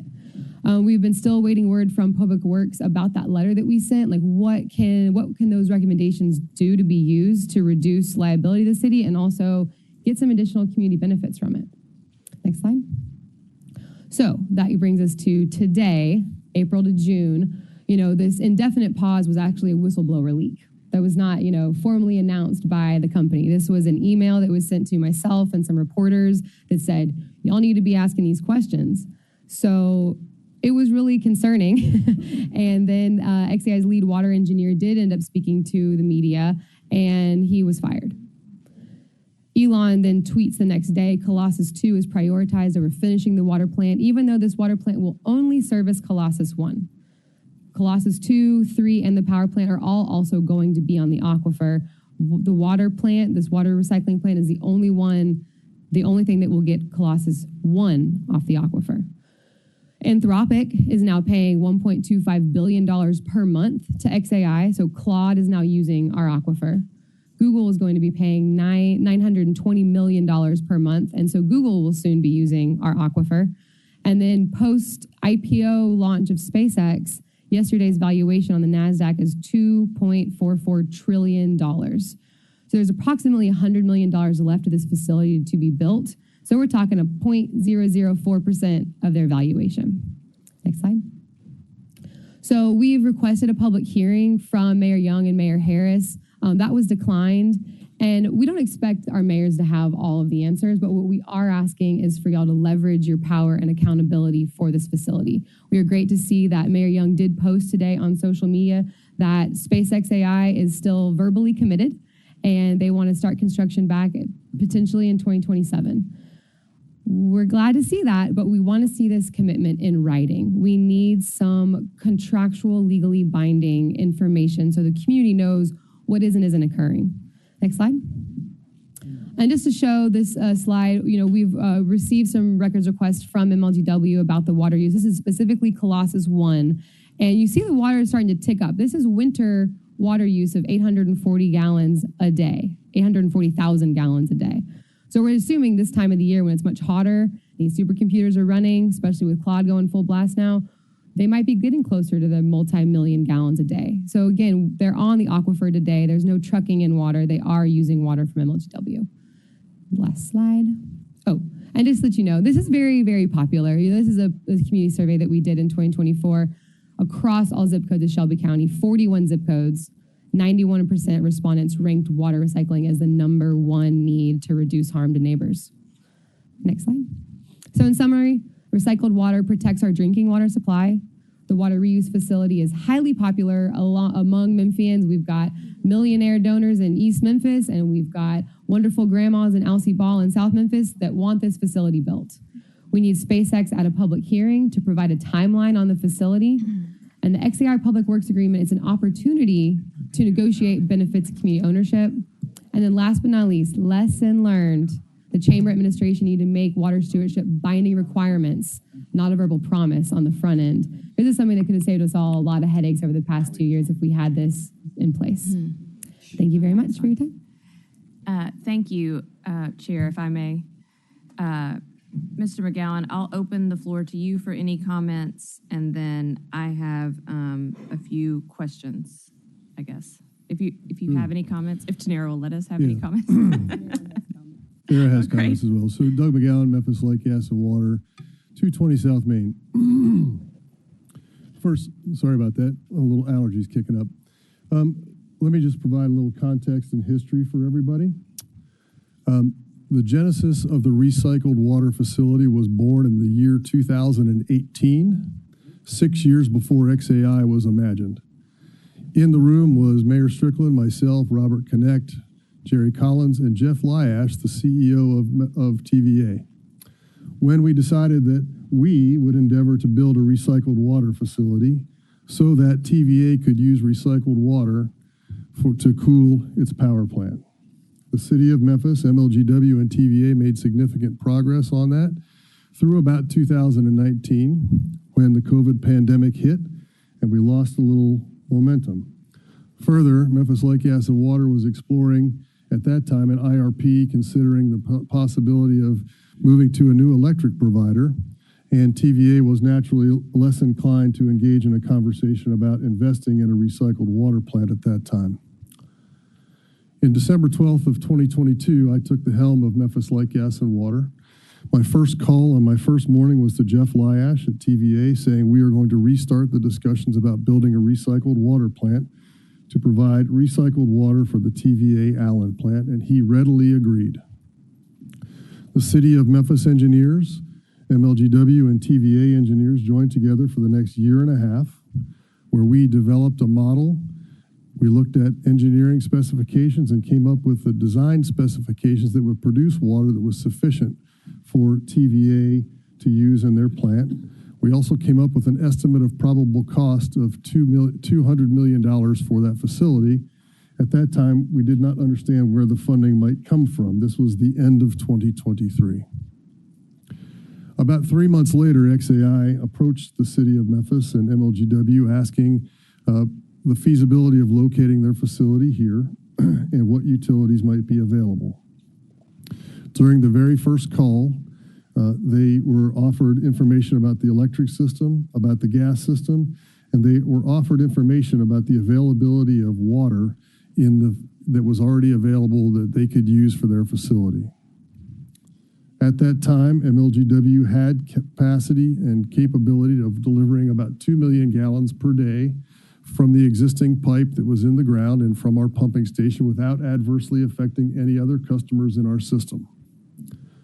By contract, we offered them up to 1.28 million gallons per day. That is the limit. That is the maximum amount they are allowed to use by contract. That is, they are not using any more than that, nor are they permitted to by the contract that we have with them. The 5 million gallons, I'm not sure where that number came from, but that is inaccurate. Only 1.28 million. That's a lot. For reference, MLGW produces 100 million gallons of water for all of our customers across the system today. So the offer on the very first day when we talked to Mr. Musk about this project was, you will take electricity from MLGW, but you will curtail when we need you to. You can we'll provide you natural gas as you need it to the capacity that we have, and we enjoin you not to put wells into the ground. We ask you to buy water from MLGW until such time as we would ask you to invite you to join us in building the recycled water plant. His question at the time was, how far are you? We said we have an estimate of probable cost of $200 million. We do not have any money and we haven't begun construction yet. He said, I'll take that under consideration. Several weeks later, called back and said, we will join you in this. And in fact, we will help fund the building of this project for XAI, and we will join you in designing the project such that it can serve TVA. So I think it's important context for everybody to understand this was born at the city of Memphis, and it's an additional opportunity. The initial genesis was to get TVA to take recycled water, and they are eagerly in the process in allowing us to do this. So I think as accurately stated up there, there's about $100 million so far into the project. We learned at the same time as everybody else did that the project, through the whistleblower as it was characterized here, was paused. We immediately reached out to the leadership that was in place at the time, asking questions. As you know, a short time later, there was a restructuring and some of the leadership that was here was no longer here. We reached out immediately, the mayor and I both, to SpaceX leadership saying we need to have a discussion about what the future holds here. We understand there's some restructuring happening. And as yesterday, the mayor and I had a meeting with SpaceX AI leadership, the president, Mike Nichols, Mr. Matt Dunn, who is the government affairs lead for SpaceX. In that meeting, we pointedly asked for a commitment for them to restart construction of the recycled water facility. They committed to restart that in Q1 of 2027. The reason it's not restarted today and why it takes till 2027, they have to get an entirely new engineering team on the ground here. The engineers that had started are no longer here. They have to remobilize, and then they believe they can begin construction again Q1 of 2027. So that's the timeline of where we are. We have a verbal commitment, as was stated here, from the president of the company that they will do this. They have also indicated they will give us a written timeline in the weeks to come, so we can expect that. There is some new leadership on the ground that arrived here just days ago, and we expect to hear from them. And so I think there's more information and more details to follow. I do want to mention for everybody here, I understand that Protect Our Aquifer has given information about this. The study from which the information comes was funded by Memphis Light, Gas, and Water ratepayers, as approved by Memphis City Council and by the United States Geological Survey, who helps us every year. We are the leading stewards of the water in Shelby County and have been for 85 years since we were formed in 1939, whatever my public math, I think 87 years ago, and we will continue to do so. I want everybody to understand, for reference, in the study, there are cones of depression, but the water levels in the aquifer are higher today than they were in 2007 and higher than they were in the year 2000. Memphis Light, Gas, and Water in the year 2000 would produce and distribute 136 million gallons of water per day. Today, we produce less than 100 million gallons of water per day.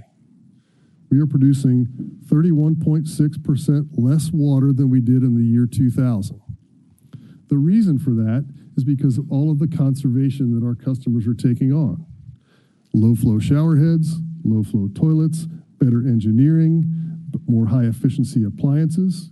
So water consumption is decreasing in Memphis and Shelby County, not increasing, as has been erroneously stated in a number of venues. Decreasing, not increasing. So I want to state emphatically that we will continue to be good stewards at both the well field level and the macro level, and that this community has significant opportunity for new population growth and new commercial and business growth within the confines of the capacities that we have today. So with that, I just I'll conclude and take any questions that you might have for me. Before we take questions, could we hear from Attorney Gibson? Tanera Gibson, Chief Legal Officer of the City of Memphis, 125 North Main. And you know it's unusual. I'm sure you all worked with me long enough for me to actually make comments, because I don't make comments as counsel. But I like to speak as counsel whose job it is to protect the interests of the entire city of Memphis at every level, not just at the levels that some causes may have, which I respect. And I'm sure you're quite kind, Ms. Houston. However, to have a non-lawyer who does not understand the entire field, does not understand the day-to-day, does not understand every risk we balance every day for every citizen in every instance, not just the ones that we pick and choose, or I think you were talking to a camera when we got here, right? Not just the ones we do for sound bites and likes. I want to be crystal clear. We are quite conscious of the risks. We are quite conscious of potential liability.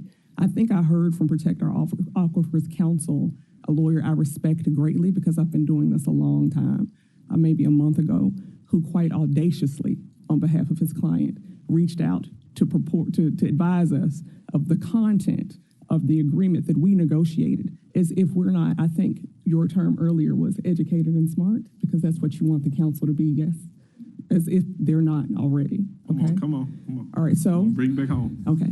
Said all that to say, there's deep implications of the presentation I've heard here today by Ms. Houston. What I would caution is that Ms. Houston, nor anyone else making a presentation, understands the risks or the field with respect to legal or agreements and the contract, the terms of the contracts we negotiate, the content, the liability we're balancing. So while it is cute and we appreciate it, I would caution the council to take any of that to heart, and please rely on your actual lawyers going forward, because there's so much misinformation here. I can't begin to address it. It's troubling and I cannot allow it to stand, but I'll address it further in attorney-client. I don't think we need attorney-client now. Well, I think we do. I'm gonna take control of the meeting. I don't like where it's going. Councilman Spinoza.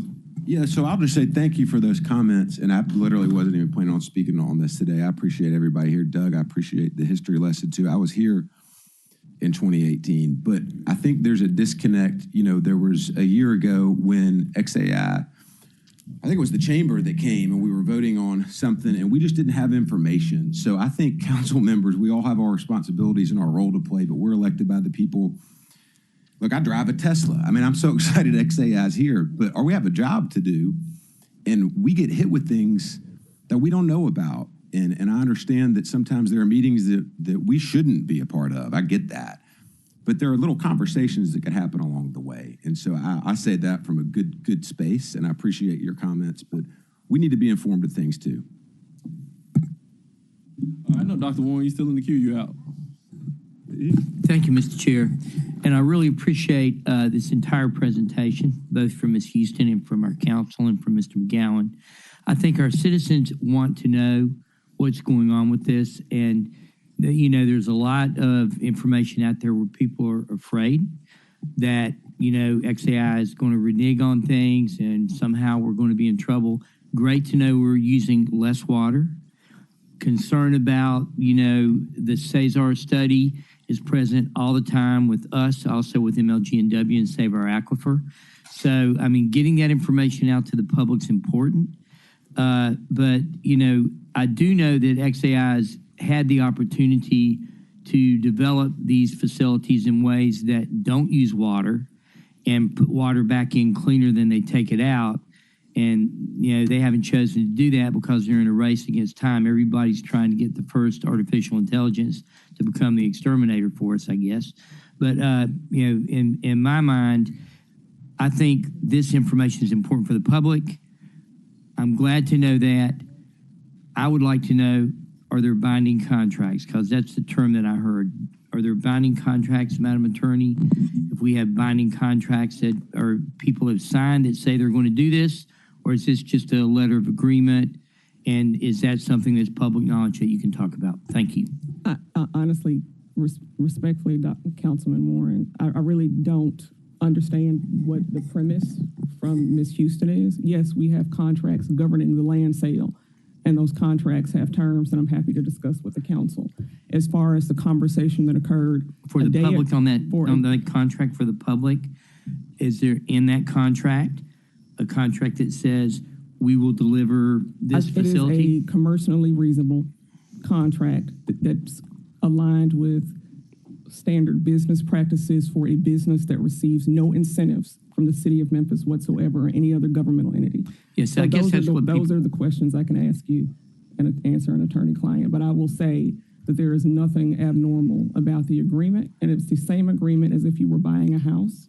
So it's for the public, yeah. Yes. They should realize that we bought the land, okay? We've asked for permits to build, but there's nothing in the contract that we have that can make them build this. It's just like I buy a piece of property, I say I'm going to build a house on it.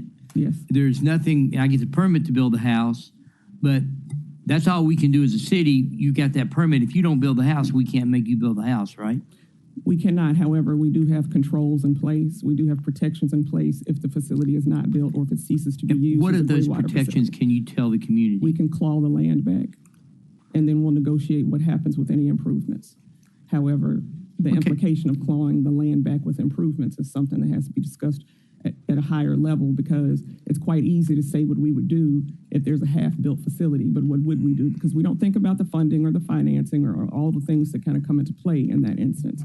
And so that part would have to be negotiated, but we can claw the land back if, in the instance, the gray water facility is either not built, or if XAI decides to stop using the land for gray water, we can claw the land back. So we are educated and smart. So the public knows, public should know that they bought the land. On the land, there's an agreement that they're going to put a gray water plant. If they don't, we can get the land back. Yes. But we can't make them build it, just like we couldn't make someone who bought a piece of property build a house. Yes, we are relying on goodwill, corporate partnership. On goodwills, and now they're telling us 2027, that's when they're going to start rebuilding it again. Thank you. Appreciate it. Thank you, Mr. Chair. Thank you, Dr. Warren. All right, Councilwoman, Dr. I'm not a Vera doctor. Green. I'm not a doctor. I have a JD. If you want to count, that? Yeah, I counted today. You can call me Chief. That's one of my titles. Okay. I actually like that one better, Chief. Chief. Okay, so excited to hear about the meeting and a Q1 start date. You mentioned they would have written timelines within weeks. If we come back in, say, a month and a half for an update, does that feel reasonable on those written timelines? I will say that I can check on that timeline, but I did not get that specificity because they offered the Q1 start date, the specific timeline. I can ask when they'll deliver that, but they said weeks to me. So I was thinking in 6 weeks we could put this back here, and then if we don't have the written timelines by then, we can just check in. I think we all want the same thing here. So I want to say that. I mean, all of us up here, all of us out there, everybody, the mayor, the administration, the council, protect our aquifer, we all want this thing built. And so I do think, and I say this, you know, as I travel across the state now, that data centers are a hot topic that everybody should learn from what we have had to do here in Memphis on the back side and start implementing it on the front side.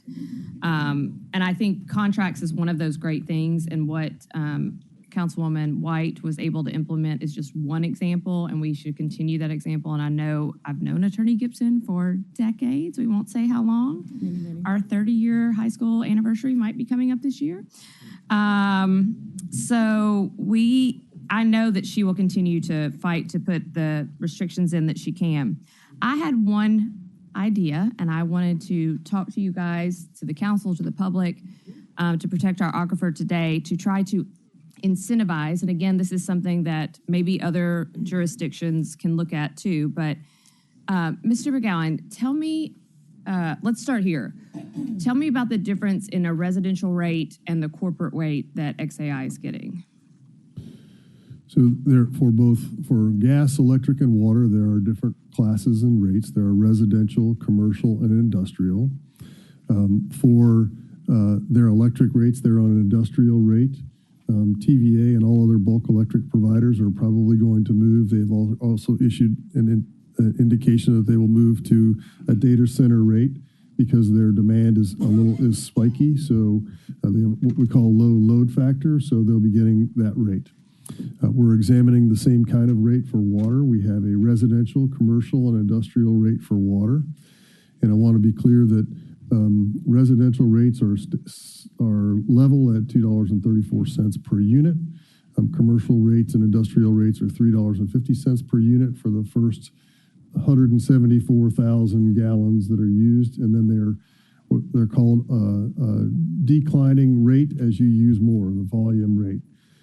That is all predicated not on incentive; it's all predicated on our cost to serve. Right. So you think about it this way: if I have to provide 100,000 gallons of water to households, or let me say it this way, 800,000 gallons of water, I am doing that to 800,000 units of water, I'll say. I'm doing that to 100,000 households. That's all of the infrastructure and piping that goes to the houses. If I do 800,000 units of water to TVA, for instance, I have one pipe, one pump, and so my capital costs are very low. So that's why they have a declining block rate. It's based on the exact cost that I incur to serve them, from production to treatment to distribution. So there is a crossover point where commercial and industrial rates are less than residential rates. That crossover point is at approximately 20 to 30 times what any residential customer might possibly use. Right. And so I always thought of it as like Costco, right? You know, when you buy in bulk, you get a discount. That's right. But once the infrastructure is built, it's built, and then you're paying for the water usage, right? That's what we pay for as residents. And also the reinvestment into the infrastructure, sure. Okay. And so here's my thought, council. And I understand there's a lot that's in those commercial rates versus residential rates. Like, there's a lot of businesses in there. But I think particularly about the data center and Valero, who was going to use the recycled water facility. See, I'm learning. That are big users of water, that have a lot of resources. Well, you know, our data center happens to be owned by the first trillionaire in the world. That if we actually do want to incentivize them to fully build that gray water facility instead of just like pinky promise, and we do want to incentivize others to use it, that as we start setting the new rates for water usage, wouldn't it make sense for us to have the trillionaire pay the same as residential unless they're using the recycled water, and then give them the discount when they're using the recycled water? Is that a thing we could do through the rate setting process? I plan to bring you rates this fall. It's no secret. I plan to bring you a water and gas rate action. Part of that will be considering a demand charge for the low load factor, which is the high consumers of water. So I'll bring you a proposal that will have something similar to what we have in electric, which is a demand charge for the high consumers of water. I do want to make sure that everybody understands that many of the high consumers of water, the third highest consumer of water is the city of Memphis. Yes. The county of Shelby, the Memphis Zoo, and many of our food producers here are the very high consumers. Yeah. So what I'm trying to do is get those folks that are right there next to that recycled facility in Boxtown, where we're concerned about the environmental racism and impacts, to get them to build that gray water, recycled water. It's going to take a while, Sarah. Facility, and to use it. And so my incentive would be, the way that they understand the world is through money. So you, instead of getting a discount for using a lot of water, which actually disincentivizes them to build the facility and to use the facility, incentivize them through a break if they're using recycled water. At the same time, I would hope that we would be able to do some offsets. And again, I'm asking you this as I know that you have to present something to your board. Your board has to make recommendations. They have to come to us. We have the final vote. While we're doing that and we're looking at equity across the board, I would love for our lowest income residents, like those that qualify for SNAP benefits, to be able to receive a reduced rate. But that is a separate issue.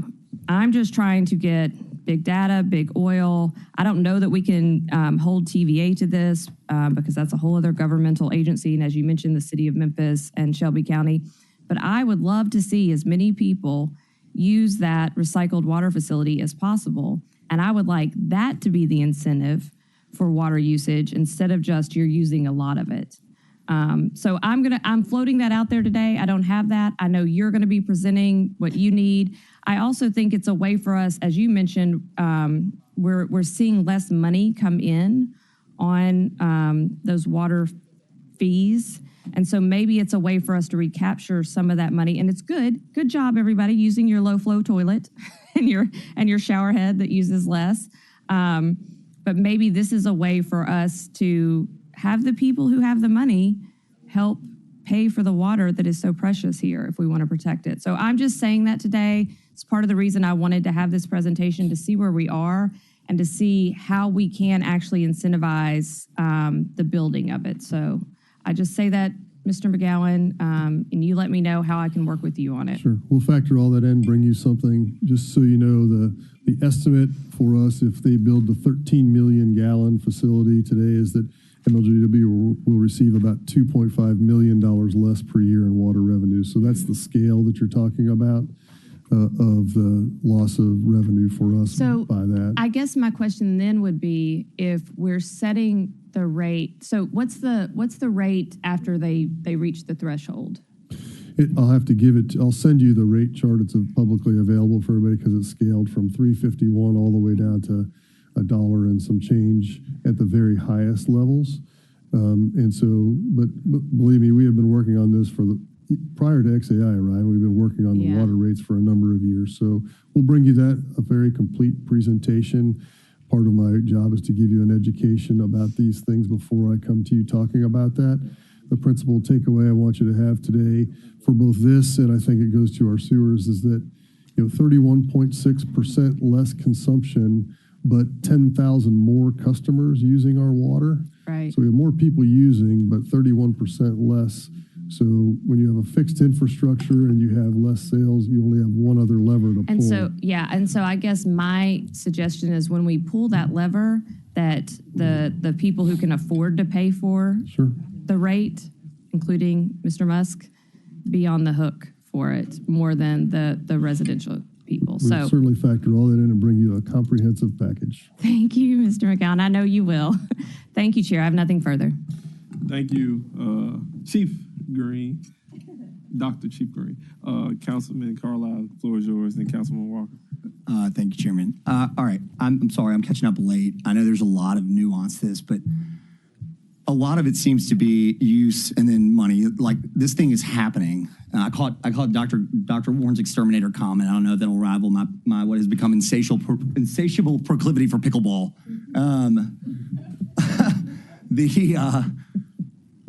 But have we looked at, in all sincerity, have you guys looked at Gallatin? Have you looked at so the state passed a law just 2 years ago, and it put its first industrial development district into play. And it requires the mutual consent of both the owner and the developer prior to the development in order to have the end user pay the assessment on whatever that is. And the fee and the assessment can be assigned and or I believe amended through the process. And boy, I was like, dang, this would be really good for economic development projects in Memphis because you can layer them maybe on top of pilots or something else. And I was like, well, they're really meant for high growth areas. And the reality is unfortunately, like our highest growth area in the region right now, when you look at like land comps, is in that space, right?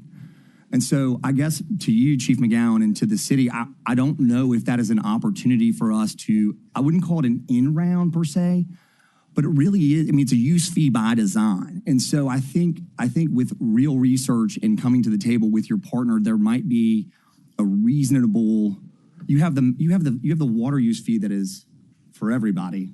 And then you have this industrial district, which could be on water, it could be on gas, it could be on metric ton, whatever. I mean, it could be on the infrastructure you lay. And again, I'm not as familiar with it because it is brand new, but I think it is well worth an opportunity because it might be the mechanism because you can draw out the area as well. So you theoretically could take a portion of the plant, much like we did the mayor's ordinance, and draw the zone and lift, right? So Gallatin is using it obviously in a different way, but it could be an opportunity for us. I'm sorry to say that in passing. I typically would have said it in email, but I would have forgotten about it. But I would look at these IDDs. It's the first time we've used them in the state, and they've used them in other places around the country, but ultimately it's a developer because they are developing them. They are the developer. They would have to agree to it, but I think that might be a mechanism for us. So with that, thank you, Mr. Chairman. Thank you, Councilman Carlisle. Councilwoman Walker, the floor is yours. Thank you, Mr. Chair. So moving forward, well, first I want to say thank you for coming, Ms. Houston, and thank you all as well for your presentations and comments. Moving forward, to my colleagues and everyone, we need to keep these three words in mind: clean, affordable, and renewable.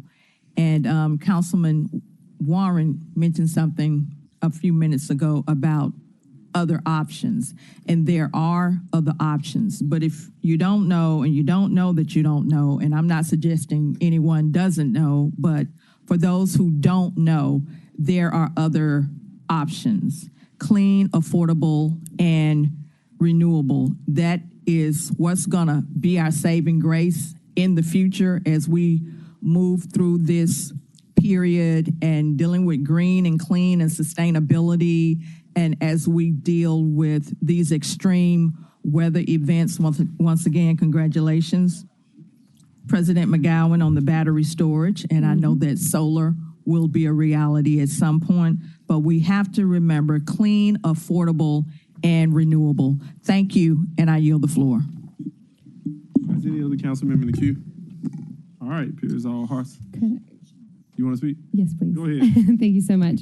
I just wanted to provide some context for that 5 million gallons a day number. That came from the TDEC state operating permit. So we didn't just pull that number out of nowhere. Like, that actually came from a written document that has been approved by the state. But I just want to thank everyone for this conversation today. You know, I really think that this is the type of like outward conversation the public really has been craving for years. So just appreciate y'all's, attention to this, your concern for this. And I know that we all do have we're on the same page. We want to see this facility built. And this is something that, we can set a precedent for. We really need to be thinking about in our economic development portfolio, how do we have clean, renewable, affordable as a part of this? And one thing I wanted to mention to you, Councilman Carlisle, there's a really cool place in Denmark called the Koldenborg Symbiosis. Denmark? Denmark. Okay. It's, think about President's Island, all those industries. They have created a circular economy where when someone has a waste product, that somebody else needs, they talk. When somebody has recycled water, then they need water. When someone has energy, there's this really cool symbiosis project. And I think areas like President's Island and these industrial areas, there's byproducts coming out of some of these facilities that another facility might actually need. And it can also be a cost saving, but it can be a major, environmental saving too. So it's the Coldenborg symbiosis. I really want to go to Denmark and visit it, but that's something I think we could do. All right, Councilwoman. That was for you, Councilman Carla. I wanted you to make sure you saw. Coldenborg, symbiosis. Oh yeah, I sure will. I sure will. So thank y'all so much for your time, and let's see this thing get built. All right, thank you. Councilwoman Green? I was just asking if we can reset this in 6 weeks. See y'all in 6 weeks. All right.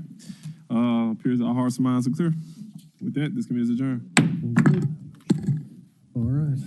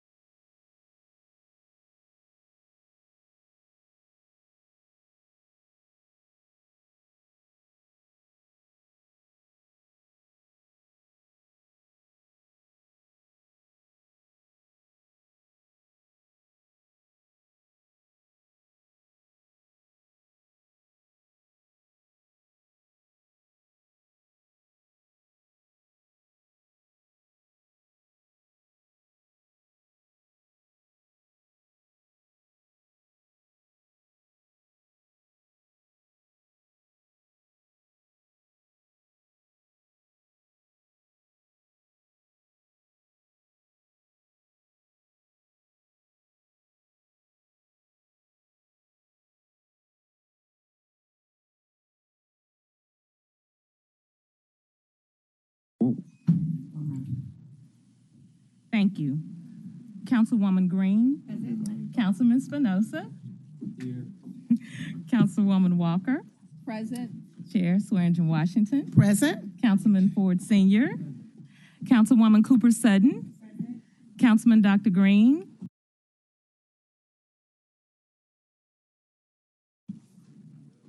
I'm sorry, Dr. Warren. I'm looking at it. Also present. Dr. Green, okay. I'm getting younger and better looking all the time. Councilwoman White. Councilwoman Logan. Councilman Smiley. Chair Carlisle. Chair's present. We have quorum. Colleagues, we currently have 5 items on today's agenda. Oh, and please recognize Dr. Easter Thomas is president. Present, please. Excuse me. Item number 1, however, given its now that it has moved kind of into the more mainstream conversation, I'm going to move that item into the executive session and allow the chair to handle it so that a better discussion can take place today.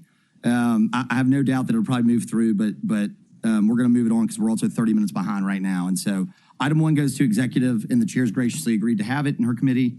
Item number 2 is a resolution to transfer and appropriate $703,675.20 and accelerate Memphis funds for the procurement of equipment and vehicles for the maintenance of roads and parks and remediation of blight. All council districts sponsored by the administration. So moved. There's a request for same night minutes. Moved by Dr. Warren. I'm sorry. Who is that on the? Councilman Ford, Senior. Is there someone over there? Yes. Mary Claire. All right. Good morning, everyone. Mary Claire Boris, Executive Senior Project Manager, 125 North Main. We're bringing this, hopefully this should be the very last Accelerate Memphis resolution of all time. I know I'm getting tears. I'm sure you're emotional too. But what we have is about $730,000 left over from projects that have been completed and one project that is being delayed until a point in time in the future. Where these funds came from, most of the money is coming from the various Memphis 3.0 anchor projects that we did, you know, the medians and the intersection improvements. Those we did so many of those, and we had a lot of architects and engineers under contract, and they were able to finish their work without using all of the funds that we had set aside for them. We also had some funds, you know, little bit left over here, like we had, you know, $10,000 left over from historic Melrose. Like I said, a little bit here, a little bit there, funding that is left over. And we have been listening, council, I know you have spoken a lot over the last several months about maintenance and the importance of maintenance. And we wanted to let you know that we have heard you, because what we would like to do with this funds is invest 100% of it into maintaining our roads, maintaining our parks, and remediating blight. So we have 3 different divisions that would receive funds under this resolution. Public Works would receive $376,000, which would allow them to buy 2 dump trucks that will be used by the internal paving team. So that will help with the potholes and some of the residential street paving. Right now, they do not have enough dump trucks to work at full capacity. Some dump truck is always in the shop because their fleet is older. So this would put them in good stead to increase their capacity for pothole filling. And I know we all want to see our potholes filled. Meanwhile, community enhancement would receive a little over $155,000. I know some of you were in attendance when they celebrated their receipt of some new equipment to help them with their blight remediation. They had been leasing equipment. One of the things that they need is a tilt trailer to be able to haul all their equipment around to the various sites. Right now, they're borrowing one from General Services, which means General Services is 1 trailer short for hauling their equipment around. So we would buy them a new trailer. They're also going to get a Bobcat track loader, which, I mean, this is like the workhorse for property maintenance. It can be used to shovel up dumped materials. It can be used to help remediate overgrowth on properties. So it is like the #1 workhorse piece of equipment for community enhancement. And finally, we have Memphis Parks, which would receive $172,000. That's going to get them 1 industrial pressure washer, which can be used to wash goose poop off of sidewalks, as well as to freshen up the front of community centers. They're going to get a Bobcat auger attachment, a hydraulic spray vehicle, 2 Z sprayers. The spray vehicle and the Z sprayers are used to maintain our golf courses and other large open fields. They're going to get some tools to help them cut trees and deal with overgrowth. And they will also purchase a new tilt deck trailer to allow them to haul their equipment more efficiently around the city of Memphis. And with that, I will leave it to you all if you have any questions. Thank you. I've got Councilwoman Logan and then Dr. Easter Thomas in the queue. Oh, you okay? Okay, sorry. Dr. Easter Thomas? Thank you, Chair. I have a question. In the documents that we got with it, in the attachment A, this is where they're coming from. Are you able to speak to why we can pull money from those specific projects? Yes, ma'am. So starting with, like, say, the Memphis 3.0 projects, that would be, let's say, the Macklemore Streetscape, Group A, Group B, Group C, Soulsville, Klondike. Those are projects which have concluded, and we have all the original scope of work has been performed, and So we they're have finished. leftover funds. They are finished, or we're paying in the process of paying final invoices. So you said just from, what about line 7, field sports lighting? What field is that? Yeah, so field sports It's not my lighting. field, is it? So that, which one is your field? Gooch. I'll have to defer to Parks. I don't think, no, Gooch is not included. Okay. We were looking at doing some of the mini pitches in other parks. We could not find a vendor who would work with us at this price in the time available. So Parks is going back to the drawing board on that project, and we will come back to council in future time to request other funds to be transferred to the project. Okay. And you said that lines 11 and 12 are completed. Soulsville and Klondike too? Yes. Okay. And we don't need item 14 either? The item 14 was the spay and neuter van. The spay and neuter van has been procured. So we don't, that was just, we started with a round number.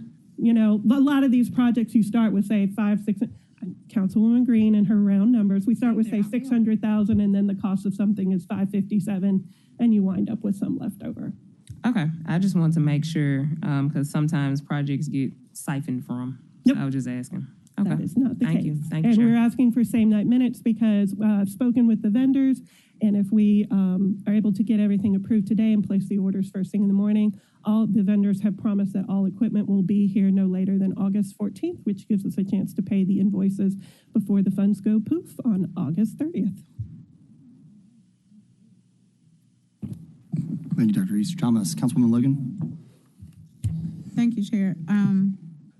So my question is, I know historically I've asked about maintenance, talked about maintenance. And so I'm assuming this is going to address maintenance. However, the projects, the 3.0 projects and Accelerate Memphis projects that were complete, but they weren't necessarily whole.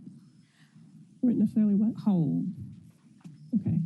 Meaning there was an element that was maybe left that wasn't thought about or anticipated going in that needed to be added on the back end that addresses maintenance and other things like that.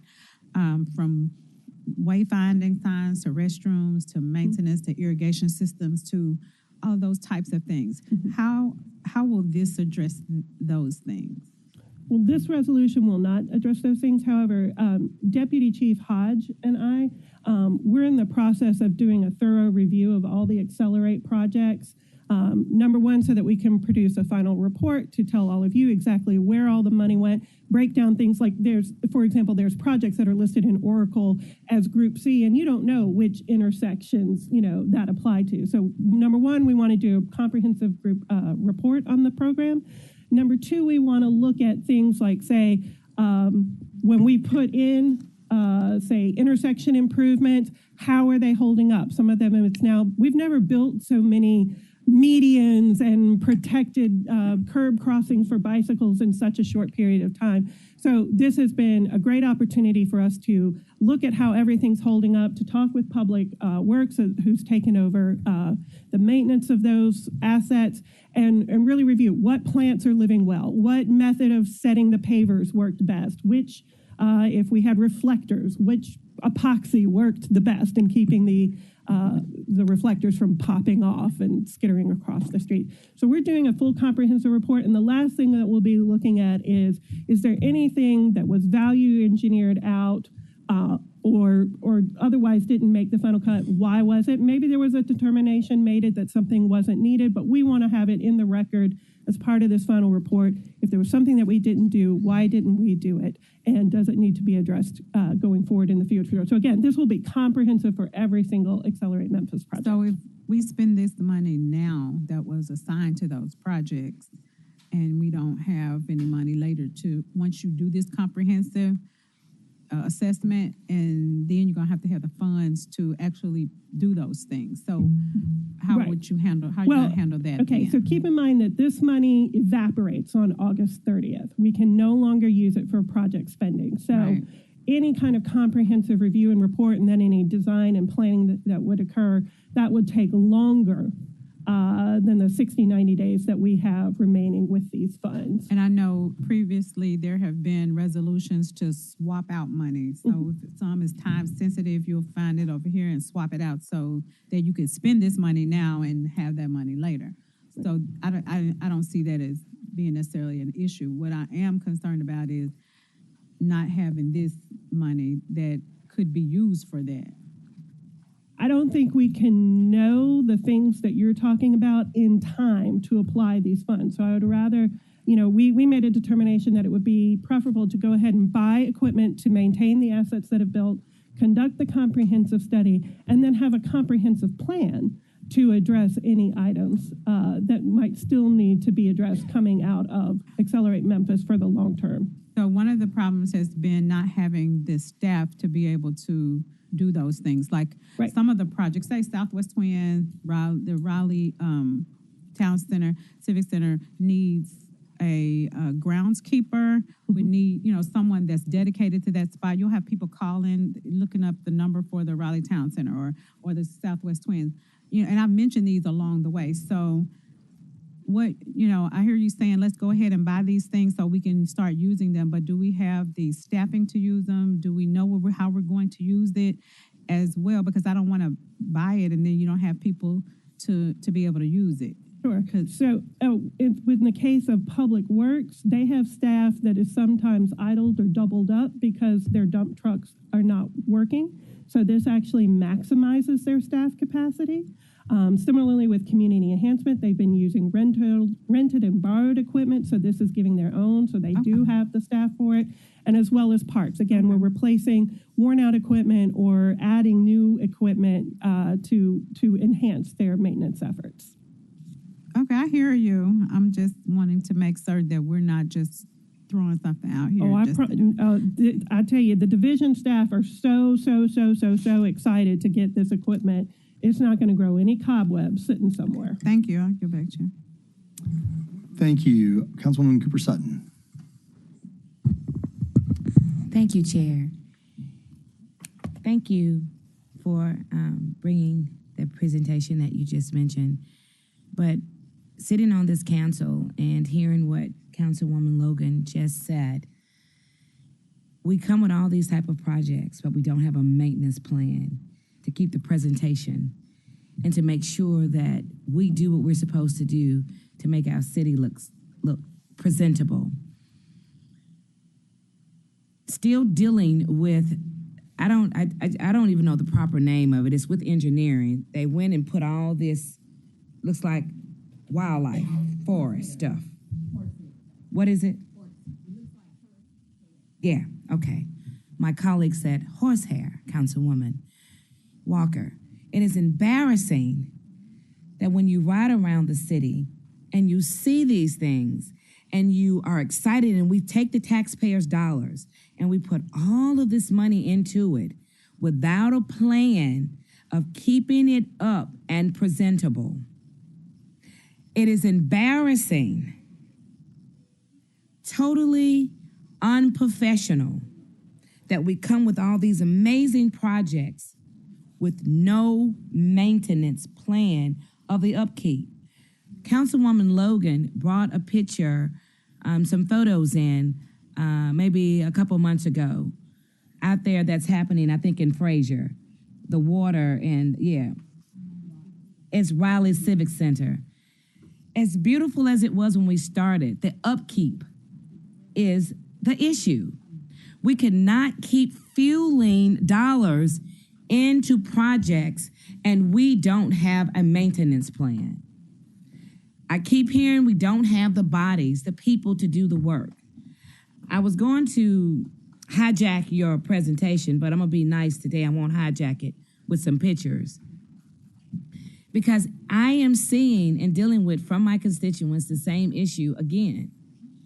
And this is on the solid waste side with picking up trash in the communities that I live in. We got all these new equipment in, and I want to see them working. We paid a lot of money for it. But however, when I go across the track on the other side, it doesn't look like that. So I'm just really trying to understand where the breakdown. And I hear you say the excitement. Of course I want to be excited. But what I don't want is you coming giving me fluff and then we repeat the same thing over and over again.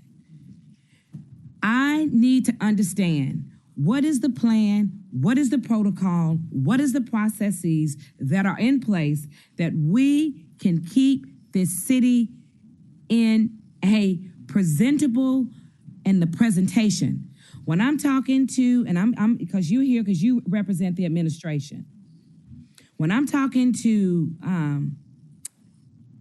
ask me the sanitation workers, they're telling me that they're told not to pick up our trash in our community, to leave it there, and they're supposed to be tagged, and it's supposed to be this and this. So when I get out in my car and I go on the other side and ride, it doesn't look like that.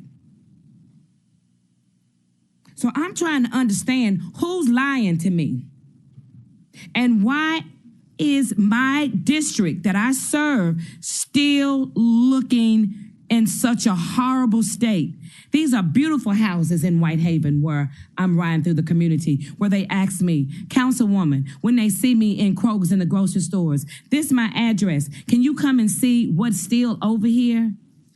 The other day I was out walking and the trash trucks, the sanitation workers, they are picking up the trash, but there's other stuff. So how do you come behind that to get that? And then when I ask and talk to them, they tell me that it ain't their problem. They were told not to bother it and not to pick it up.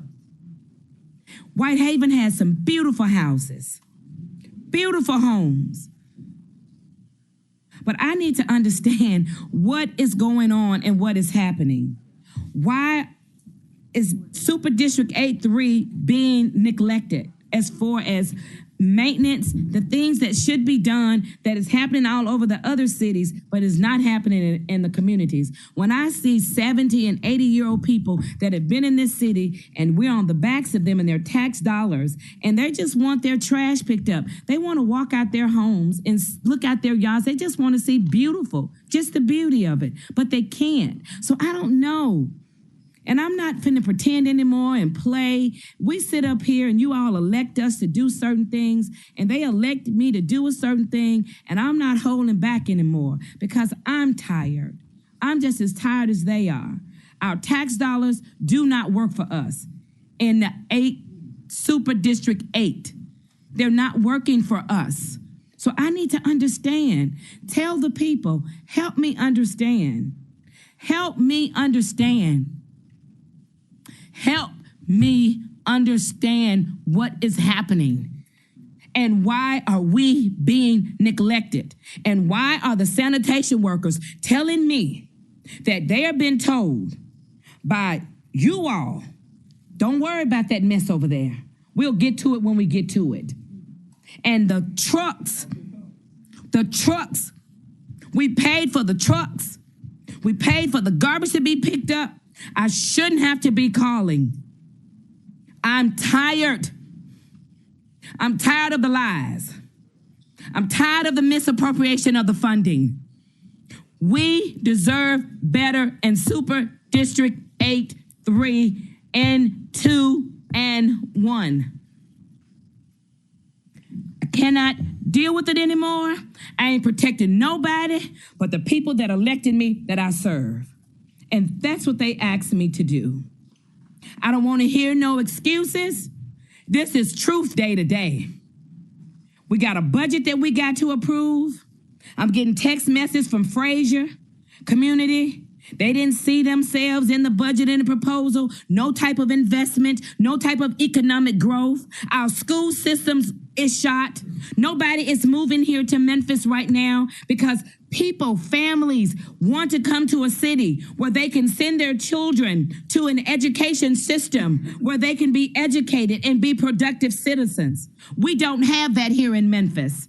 I've had 3 doctor friends move from this city, and I asked them, just wait, I think we're going to be able to work it out. You know what they said? Crap. You ain't worked it out in all these decades. People move out of a city with families because they want their children to have a good education.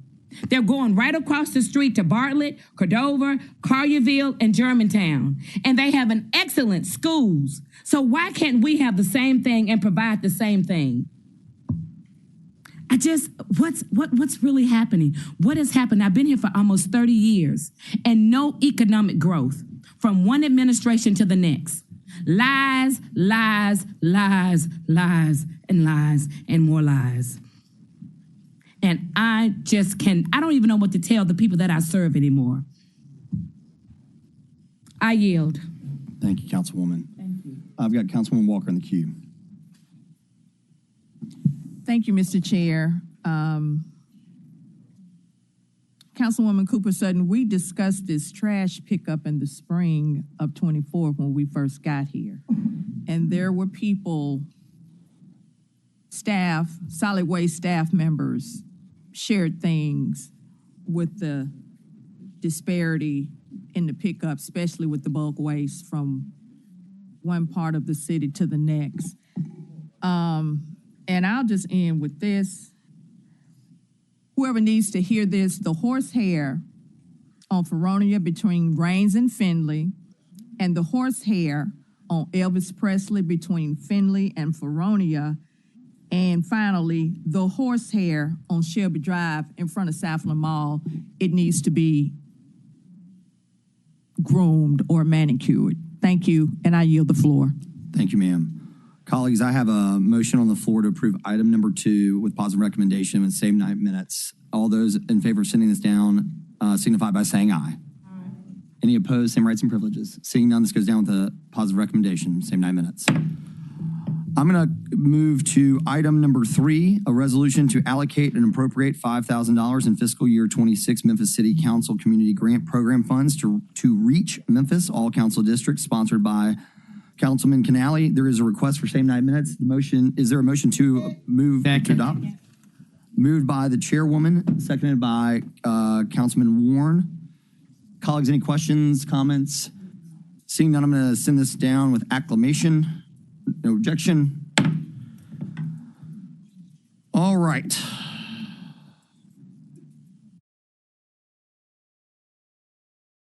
Let's have a quick discussion, because we held it before, on I'm gonna if it's okay with Councilwoman Cooper Sutton, if I could limit this to about 10 to 15 minutes so we can move into the budget review, if that would suffice. If not, we can extend it, but if possible, it'd be great to that if you still would like to have that discussion. I've got an item number 5, discussion on City of Memphis tangible personal property taxes requested by. Yes, ma'am. Yes, ma'am. It's revenue that has been not distributed properly, inappropriate funding that we really need to talk about, because that's revenue that I found out before I got here that we have been shuffled and not fairly given our revenue. We talk about revenue in this city, and some kind of way Shelby County is handling all of our revenue and we see nothing. But I'm going to push this back I'll do that much. But the next meeting, we're going to discuss it because I want the people's money. I pay taxes, they pay taxes. And this is part of a revenue that could probably help us out in some area or another. Thank you, Chairman. Yes, ma'am. Thank you, and thank you for putting an eye on it. All right, colleagues, we will make formal amendments downstairs on the floor as required by the charter. However, we're going to enter into item number 4, which is our fiscal year 27 budget resolution review, all council districts, sponsored by the Budget Committee, which is the way that we kind of get our version of an omnibus bill together and kind of as one. And then the maker of the motion in this instance today would be, I've got the largest bill from Councilman Ford, and then, as you all know, we typically kind of hop on. So what I'm going to do is I'm actually going to move. Let me see Councilman Ford's. Is his a resolution? Yeah.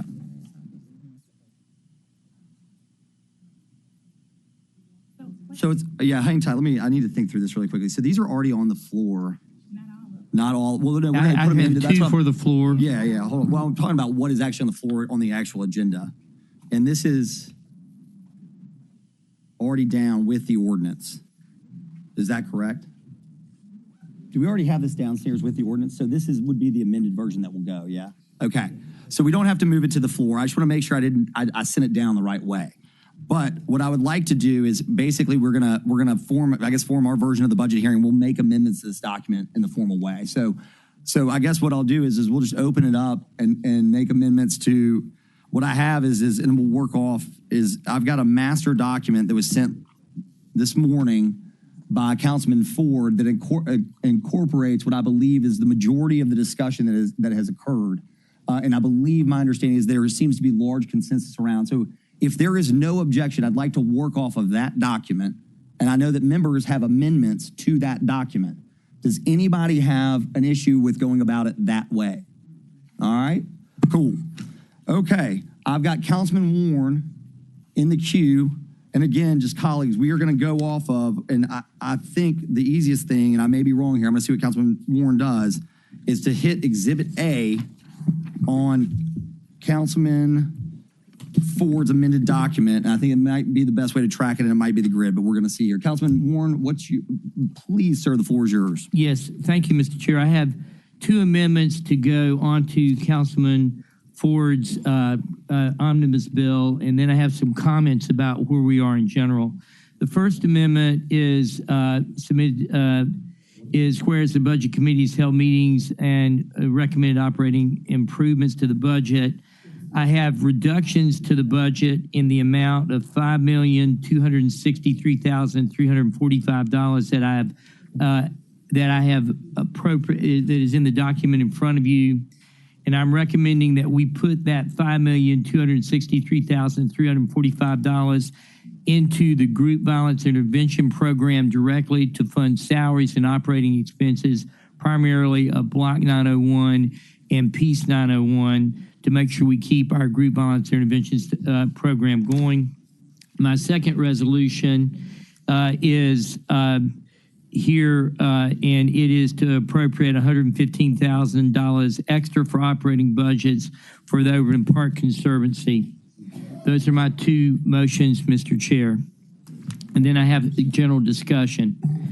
Colleagues, if you'll just give me a second, I need to recess this for about 5 minutes while we figure out which document we are actually working off over here. Excuse me.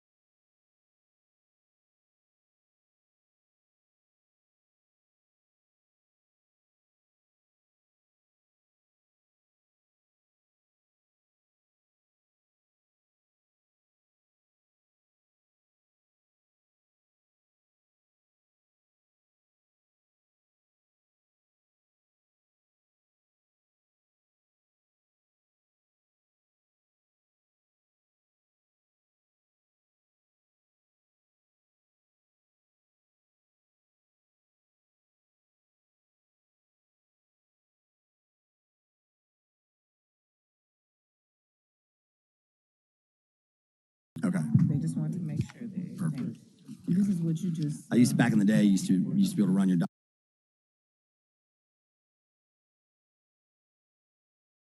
like old school to see if everything changed.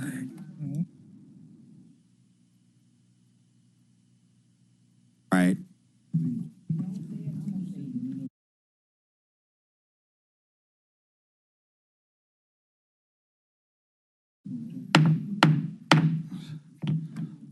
Colleagues, we are back in session. Here is what is going to happen. We're going to start over.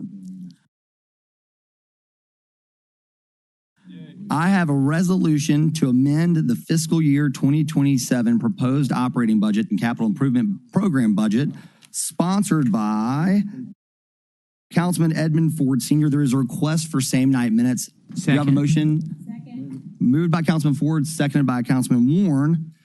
Now that the document is on the floor,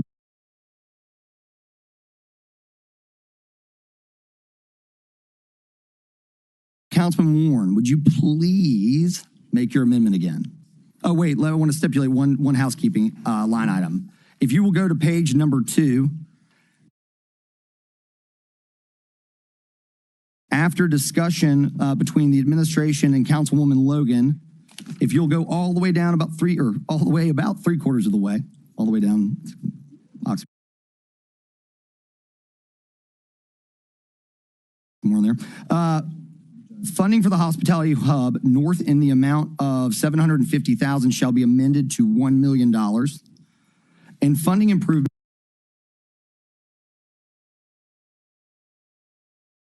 for John F. Kennedy Park in the amount of $750,000 shall be amended to $500,000. Are there any objections? Seeing none, those amendments go by acclamation. Dr. Warren, the floor is yours, sir. Thank you, Mr. Chair. Present your amendments and your discussion. Okay.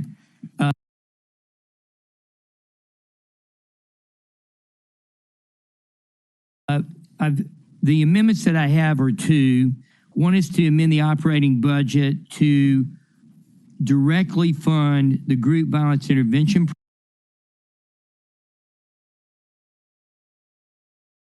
programs by $5,263,345 to make sure that they do not have to wait for funding to be able to make payroll, and we can keep their people on the streets, keeping our murder rates down. And my second one is for $115,000 extra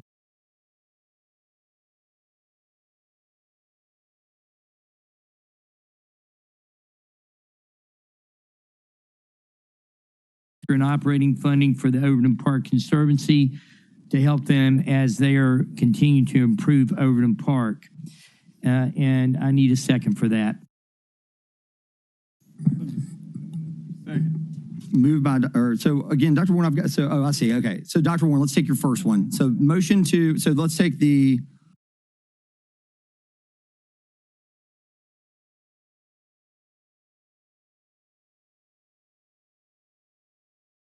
GVIP one. So there's a resolution to amend the fiscal year 2027 operating budget and increasing the group violence intervention program by $5.263345 million.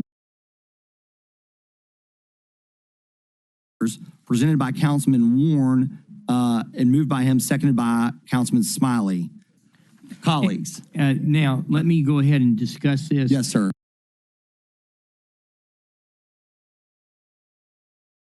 And the part of what's going on, the way this motion is written and the way I have it now is based on our rules where we had to find reductions. I am not really thinking we're going to move forward with this because I think we're going to have further discussion, and I like to discuss where we are in general and how this works for us, because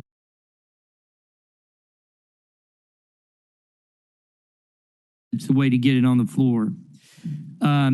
Since 2001, there's been an increase in the inflation rate in our county, in our state, of 95%. We have increased our taxes, which would be if we'd have kept up with inflation, something over $12, and currently we're at $5.30. We have been trying to cut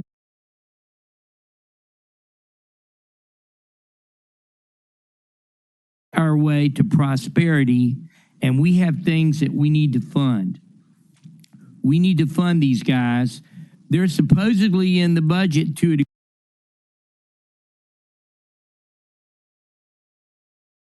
degree, but they're always not having any cash flow. They do not have direct funding that comes to them. Occasionally, if I could I get Delvin to come up? I want to ask, I would like to ask him a few questions about the GVIP program and how they get their funding and how often they've been without funding.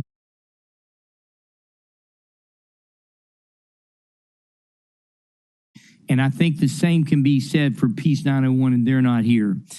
Could you introduce yourself with name and address, and I'm going to ask you some questions. Hit that green button if you haven't. Yes, sir. Delvin Lane, Executive Director of the 901 Block Squad, address is 1720 RKS Commercial Code. And I think we also have a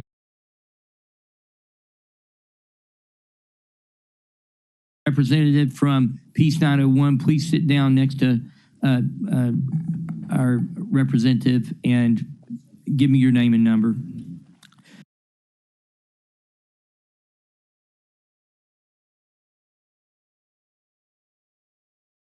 Guys, I've passed out to every council member budgets from both of these organizations and how they're spending their money so you can look and see what they're doing. And I think what you're going to see is the vast majority of what they're doing is advanced social work. They're doing interventions, stopping the murders in our community by knowing the kids on the street that are getting ready to kill someone, going in, talking sense to them, calming them down, getting them things that they need to get them out of gangs, doing all those things. So go ahead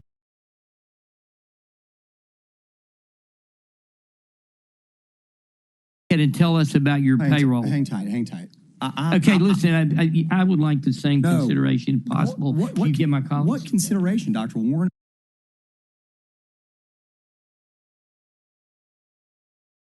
I'm the chair, and you're bringing two guests up out of the blue to give testimony without notifying me on the fly. Oh, Honestly, I'm I should tell them to sorry. go sit down. I'm sorry. But I was about to, Dr. Warren,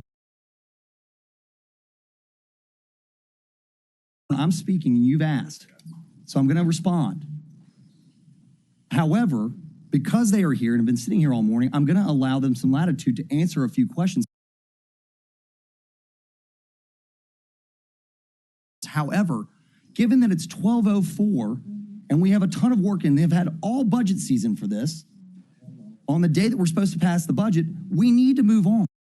However, out of respect for our relationship, what they do for the city, and yes, the fact that I think out of all of the budget committee chairmen, I allow the most amount of latitude.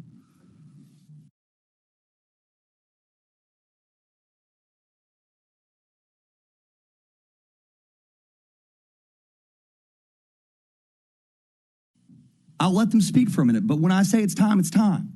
Thank you very much, Mr. Chair. Could you let me know how often that you've had to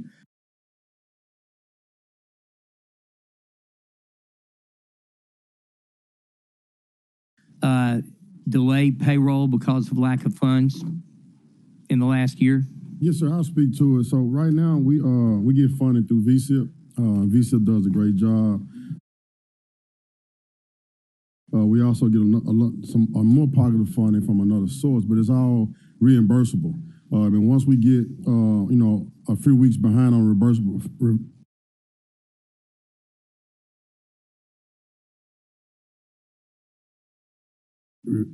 reimbursable funds, if we don't have the fund, we have to kind of sit high until we. Can you explain what that means, reversible funds? Reimbursable. So we have to pay the team and then wait to get reimbursed by. How do you get the money initially to pay the team? Well, initially we had some money kind of in the reserve, like in October, but that kind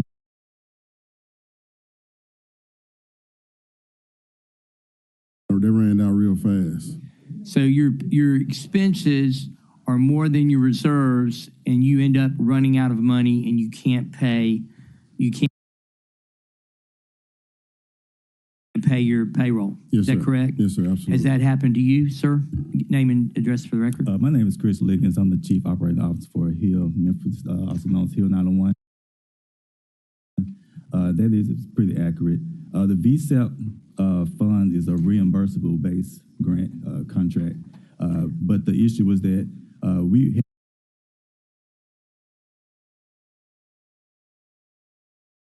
had a budget.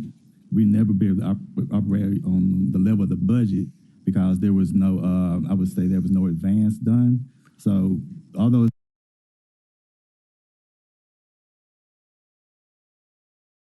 the reimbursable grant or contract, we had to use our own funds or private financial funding to make our payroll or our expenses every month, and we get reimbursed.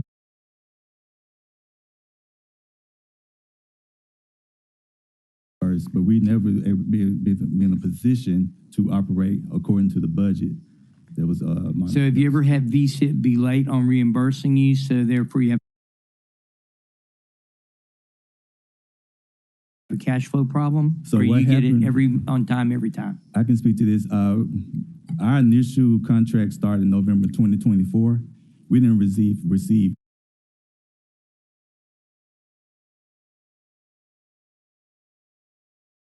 any funding from VSEP funds until December 2025.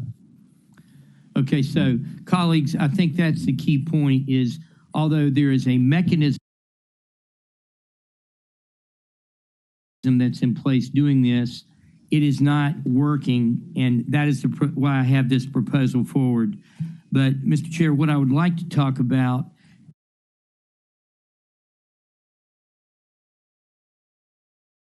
in addition, I want you to know why I have it here, so you know that I want people funded. But I think the issue that I think is really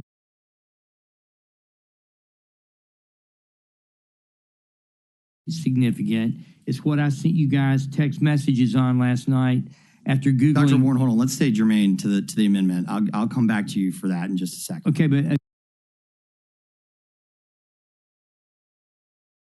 on this amendment, as it comes forward, it takes all this other stuff away. What I'd want to talk about is how, as we move forward on this and on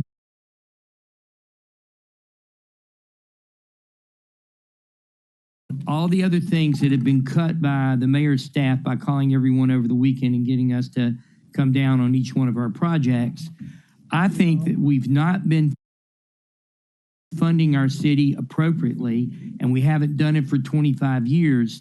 And unless we start investing money in our city and investing money in programs that we know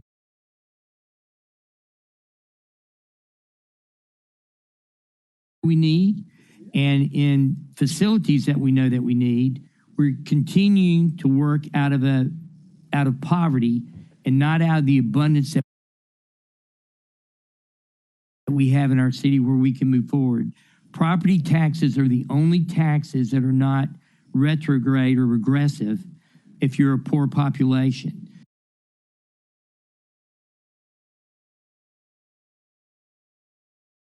You know, the richer people, the higher incomes pay the more money.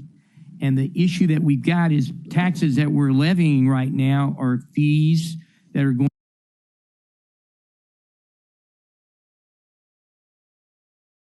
for a sewer fund and fees that are going for garbage. All of those are equal across the board, and those hurt our poor populations the most. So if there's a way that we can get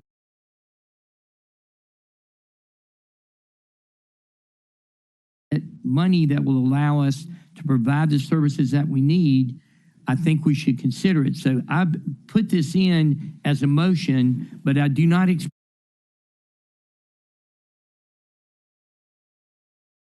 all the things that have been cut here to be cut, because I'm hoping that what we will do is see fit to go ahead and think about how we get an improved amount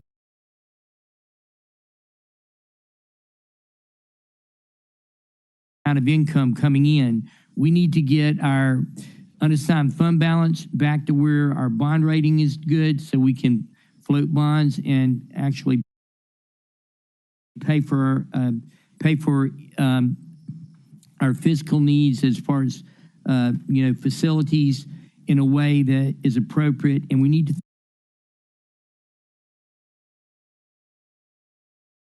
think about how this investment is going to help us grow. I don't know how you cut yourself into growth, and we've been doing it for 25 years, and for that reason, I'd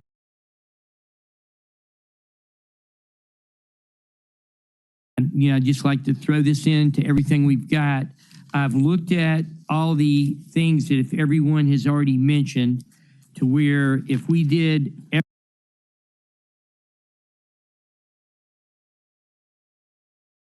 every amendment up until the ones that I just put in, and including these, we have a total of $15,718,000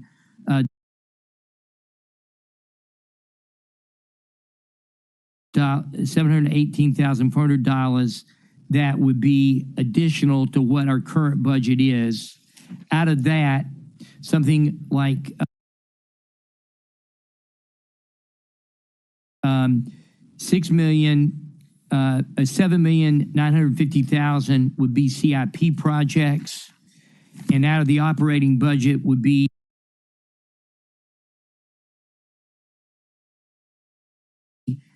$8,968,000 if we include everything that people had previously asked. On that, if you had a 10-cent tax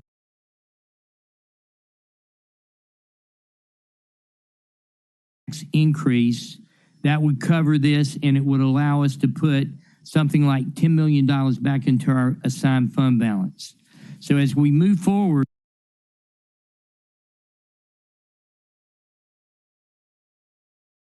I think we need to have the discussion about how we can cut and we can have a balanced budget, but we've been doing that for 25 years.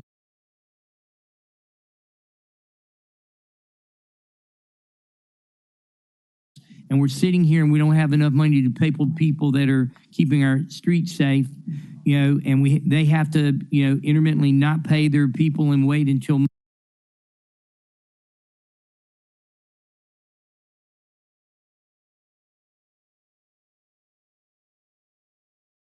money comes in. We shouldn't be having that. We want these guys out there. There's a direct correlation in, whether murders go down or not if these guys are working. So, Mr. Chair, thank you for the extra time. That's the information I want. I think we're probably going to need to think about a continuation budget or at least further discussion on this, because I think it's an important thing. Can we grow our city, and can we invest? If we had kept up with inflation, our tax rate would be $12.60 or 70 cents at this point. Right now, we're at $5.30 from 2001 to 2001 till present. So that's a 94% inflation rate. We have not kept up with it. That would have been $12. We're at $5.30. How do you expect to be able to have maintenance on these things that we're building? How do we expect to be able to pay people who are working for us? How can we give raises? How can we pay for extra asphalt and paving? We can't do that by cutting ourselves into a hole. So I know people think they don't want any more taxes, but for a $500,000 home, you would pay $125 more in your annual tax rate at this 10% increase. That would mean if you had a $50,000 home, it would be $12.50. Okay, so I think as we're looking at this, you think about it, the poor people are going to pay less in taxes, and the people who have more money will support us more. And, I've had a lot of business people come and say, why are you guys not investing in the city? Why are the roads falling apart? Why can't we get our garbage picked up? And the answer is we have to pay people to do it. We have to hire people to do it. We have to have the trucks to do it. And we haven't been able to keep up our fleet maintenance. We haven't been able to keep up, insurance goes up every year. With that, we're acting like somehow we're going to find money magically with insurance going up every year, and we're not raising taxes.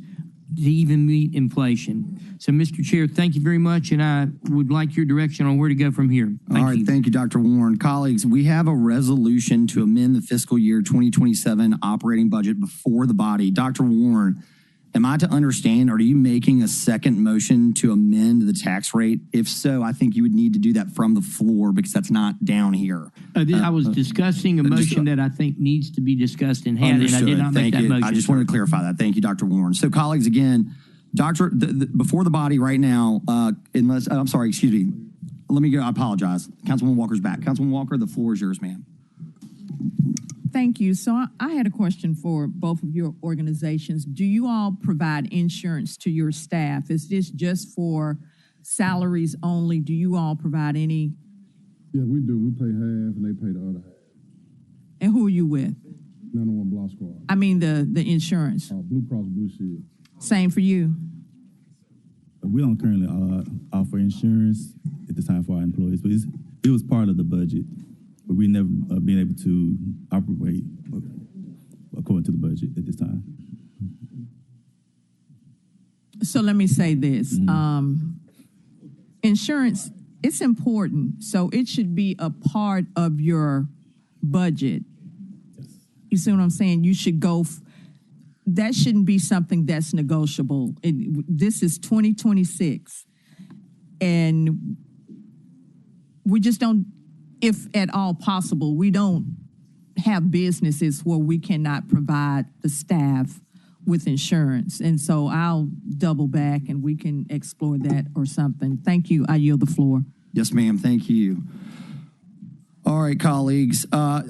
Simply for me, it's Dr. Warren's impassioned speech is many things that are merited in there. For me, it's just hard to support because I understand what he's saying, but I'm just a technical person, so I can't support the amendment. I hope that the body and the administration will come forward with something, but that's just me.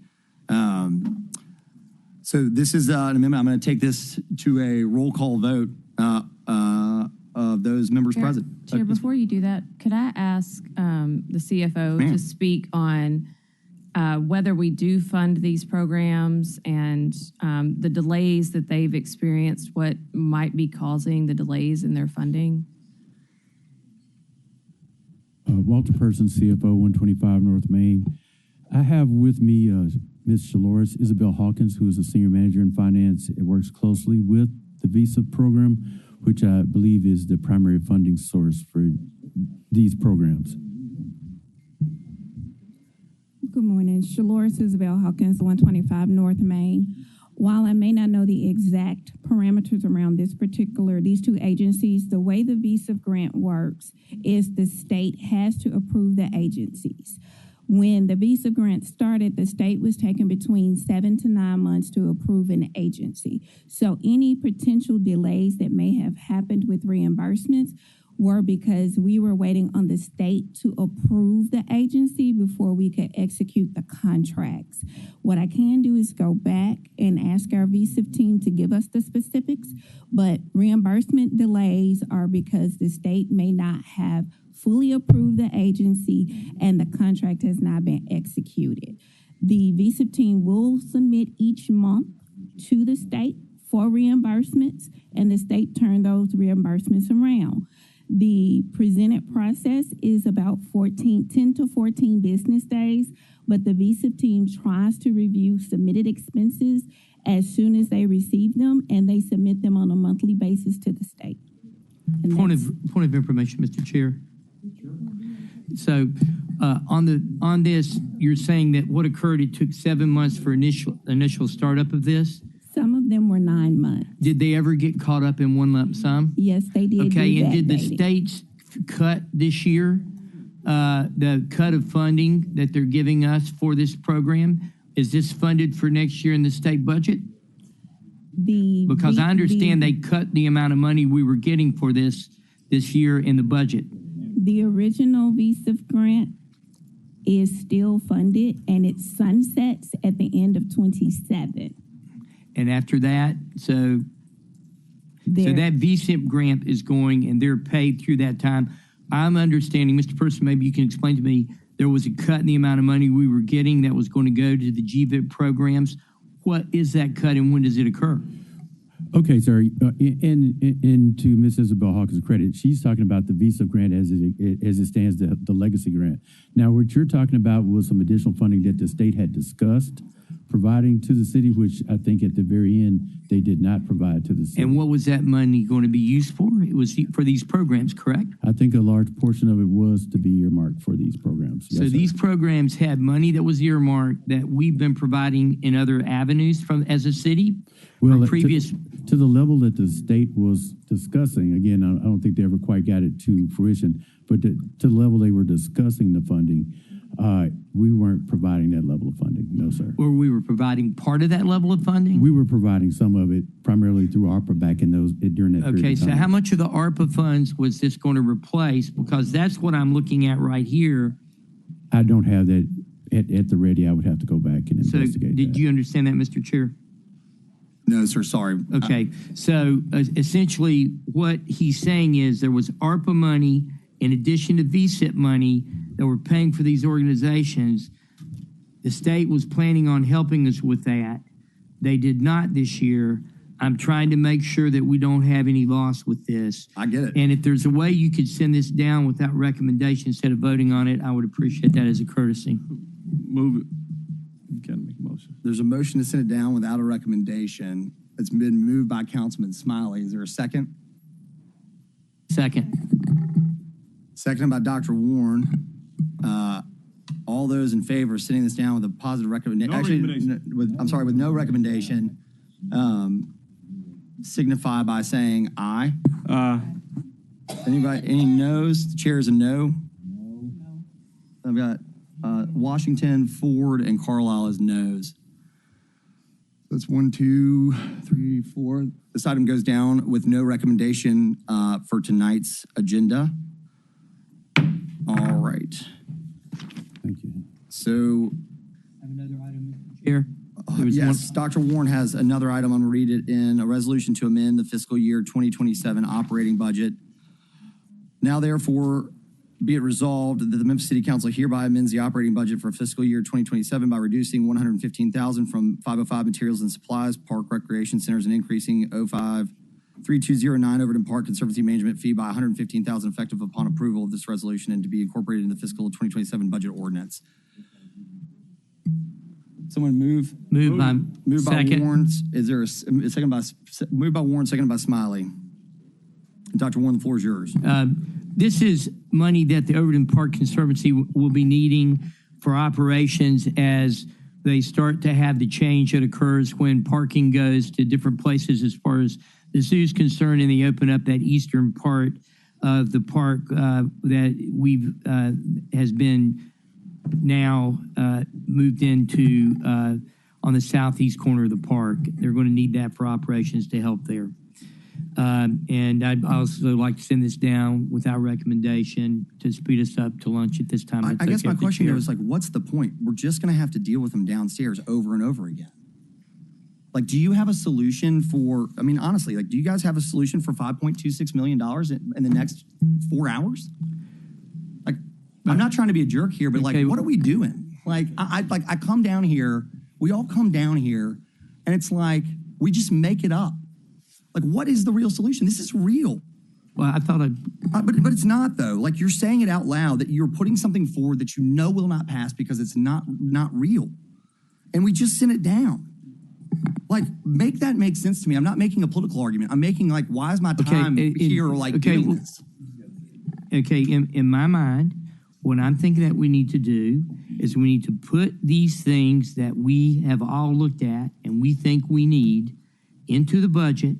We need to see what it costs, and then we need to raise the taxes to cover that and also to increase and get our fund balance back, unassigned fund balance back, to where we can fund things. And that, I think, is the fairest thing that we can do to help people. So that's what I'm going to propose when it's the appropriate time, but I need to get everything else on the table. Thank you, Mr. Chairman. I'd like to introduce a motion to raise the city's millage rate by 10 cents. Do I have a second? Second. All those in favor of raising the city's millage rate by 10 cents, aye? Aye. Let's have a roll call All those vote. opposed, I'm the chairman. All those opposed signify by saying no. No. This item fails. Can I speak, Chair? Yes, sir. Chairman, or Councilman Ford, you're recognized. I wanted to be kind of quiet today. I put a resolution out here. Everybody had time to do whatever, and I tried to work with everybody. I want y'all to pay me some attention today. Dr. Warren, I have no problem with you trying to help this person or nobody else. I spent a long time. I didn't come to some of the budget meetings because I wanted y'all to play around. And that's just what happened. A lot of y'all asked, where was I? I was trying to help the budget. That's what I was doing. I was trying to give everybody something that they wanted. You got some, you may not have gotten it all. I left it open. If anybody read my letter that I wrote, I left it all. Some of them did. There you go. Some of y'all didn't read my letter. Because if you really read my letter, y'all should not have an issue, period. I'm looking at Memphis, not somebody's pet peeve or something else. I don't want somebody to be over there just trying to be seen, heard, and don't mean none of it. This budget, hey, looked at it. People want to come to the last minute and try to change something. Let me tell you something. Most important part of anywhere, and I got to pull this up because I'm going across the street with this too, okay? Our ratings. Moody right now is looking at us. I don't know if they're hearing us. They're looking at us. Memphis used to be AAA. We're losing our rating. I asked a question in a meeting trying to help get this budget together. Could we borrow $100 million today? Answer was yes. I said, but if we passed the wrong budget, could we borrow that money? It was no. Our ratings are very important. People talking about, hey, going up on taxes. I got to pull this because people figure if we go up on 10 cents, 15, or a penny, that our ratings are going to be good. Let me read this. When the city went up on taxes, and I'm talking about this 47 cents that we went up last time, okay? That people are saying, y'all went up on me, I don't see anything, okay? Now you're talking about want to just do it. Some people like you, Dr. Warren, can afford it. But my people in my neighborhoods that I represent, they're on fixed income. They went to the store this morning and got a half a little plastic bag, okay? You understand where I'm coming from? You know, they on fixed income. They don't have any money. I went to the service station to get me some gas. I have to go every day in order to go to my job because I ain't got the money. I don't have the money, but you want to go up 10 cents. County over across the street don't even have a budget. Controller didn't even give it to them. Okay, but they're talking about going up 5 cents. People in Memphis pay city tax and county taxes. Black folks, I'm going that way right this minute, okay? You can afford it. They can't. They can't. You don't care about this, that, and the other. I do. I ain't gonna be here much longer. Some of y'all gonna have to get reelected. This is gonna be because, hey, if things don't go right, I'm gonna make sure I'm gonna be out there against you. I'm gonna be out there against you. And let the people know this is what. Just like this past election, all people, hey, votes might have been changed if people would have really pulled a record of how they voted. You didn't vote for me with this. You didn't vote. But you want to be this. But you voted against my people. Okay? It's not something to grandstand on. It's really not. I worked hard on this. Tried my best. I didn't ask for a dime for nothing. But I tried to put it, but I had a lot of wants. I had a lot of them. Budget time, I asked y'all to put something in there. And I don't mind telling folks, I had y'all to put money in there. Didn't tell y'all what it was about. At all. Didn't tell nobody what it was about. Y'all asked me, why do you want it?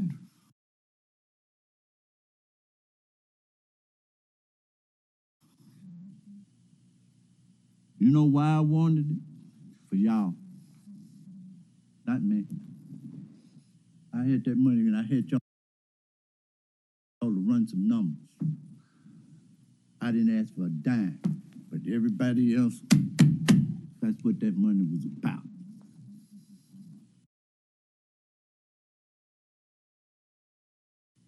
That's what it was about. Everybody's wants this, that, and the other. And I tried my best to give everybody everything, okay? I know you want more, and I left it open. If you read my letter, I left it open. Whereas after this, we pass this budget, we can revisit everything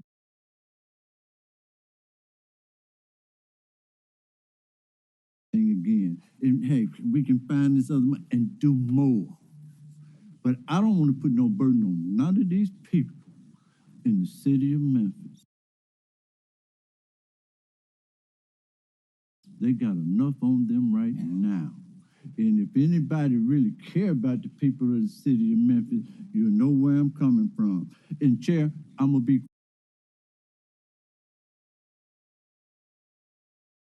quiet because I can be here all day, but this is just how I feel, okay? Thanks, sir. Because like I said, hey, it's a shame. It's a shame. Yes, sir. Thank you, sir.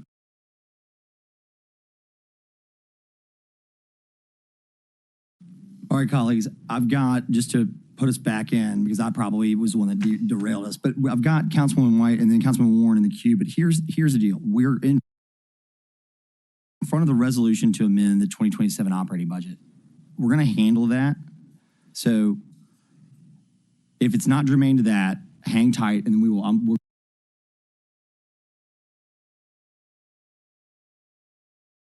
to sit here and have a quick conversation because really we've got to start solving these problems. So real quick, actually, you know what? No, let's handle it now. Councilwoman White.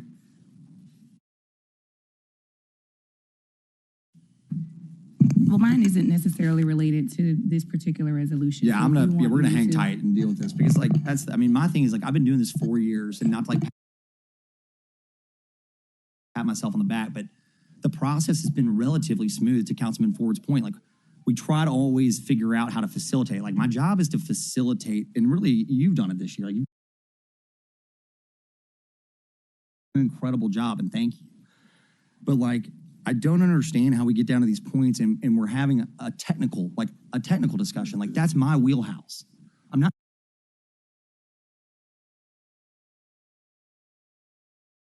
giving you a political argument. I'm giving you a technical argument. And this body clearly just does not want to listen to those anymore. So I feel very ineffective.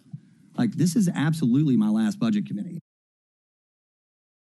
I'll serve on this body, but there's no way. I hope the body listens to you better. I think you've done an incredible job. But my whole discussion is we've got to figure out how to get around and stop doing things that are literally, and I'm not joking, I'm not making a nonsensical, technical problems. You cannot put forth something that you cannot do just to instill the conversation. You just have the discussion. If the discussion doesn't go your way, you move on. We vote and move on.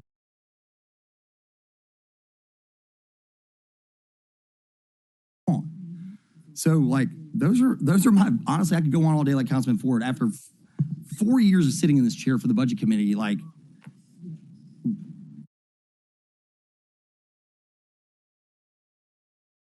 we should be better about the technicals and about the facilitation of this stuff and then just move on. And I'm just at a loss that we're going to send down a $5 million document cutting money from places. Like those are real cuts if the vote goes. And it's like, what are we going to do when we get downstairs? I think really your motion is to hold the budget, Councilman Warren, because you don't like it.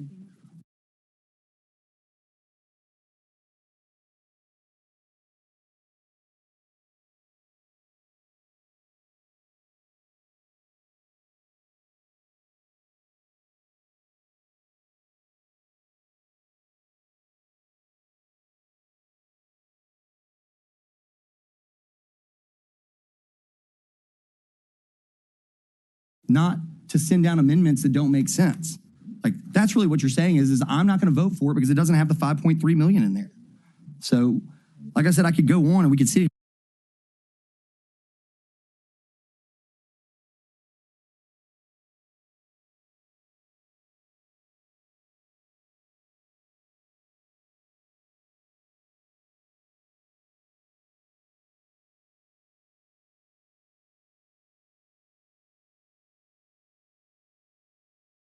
And have this, but I've got to move us forward, and that's the kicker. Like we've got to move on.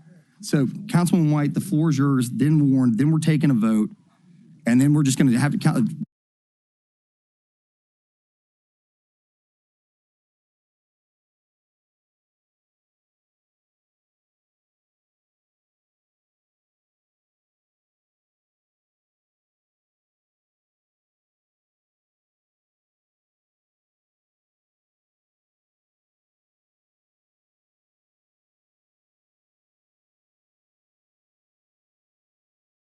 Chairwoman, I apologize. We're just going to have to dispose of it downstairs. So, Councilman White, I just want to take a quick second. The last thing I'll say is, for those of you that don't know, my family's had an incredible illness that we've been dealing with over the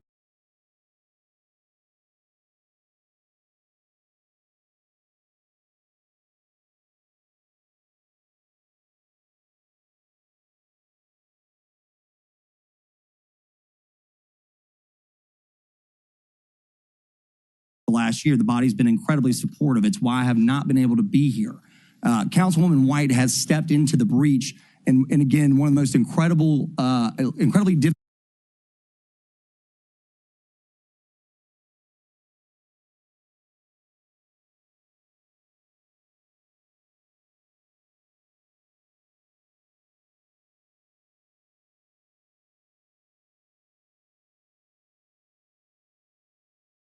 years. Like, we don't have a lot of cash. Like we do, and Councilman Ford did go find it. But the gamble is on whether or not we can generate the revenue downline to replenish that with fiscal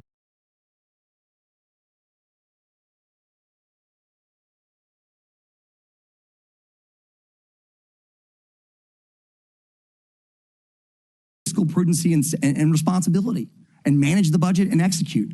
It's like the people that would come forward and say, fund matta, fund matta, fund matta. And my response is to what black hole?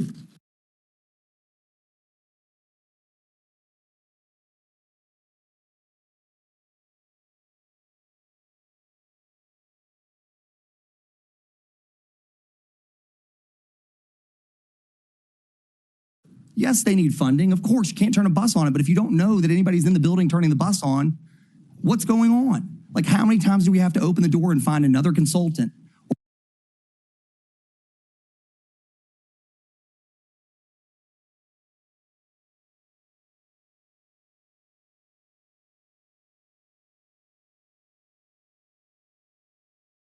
Or somebody else is just not doing their job. So it's like all the above. And so you really stood in the breach, and I'm so grateful and so appreciative. Y'all have no clue how much this will.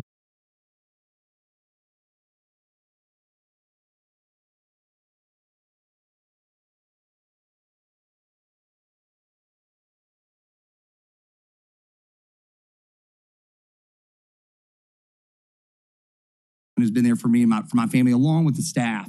Like, it's been the honor of my lifetime to be in this chair for so long, but clearly, like, I've lost the room. And so I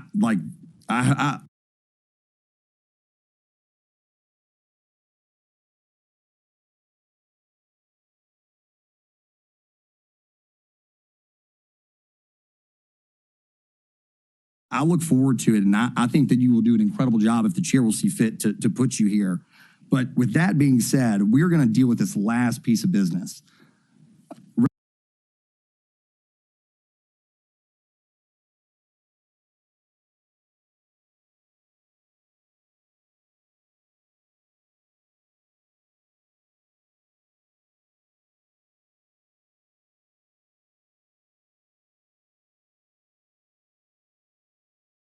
Resolution to amend the fiscal year 2027 operating budget. Dr. Warren. I think we had a motion by Warren and Smiley. So this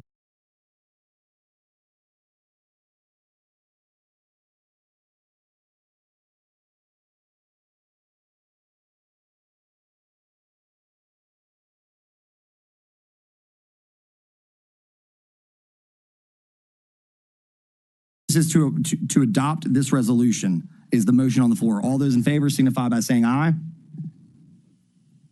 All those opposed? Mr. Chair,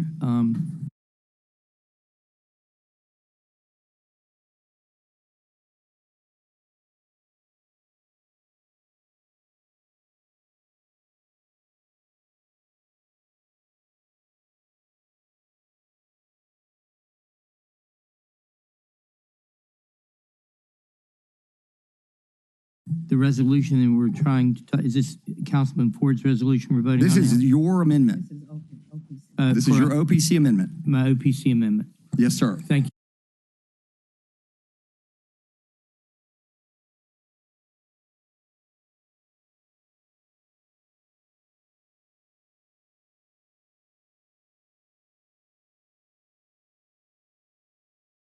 Thank you, Mr. Chair. All those in favor signify by saying aye. Aye. All those opposed? No. This item fails.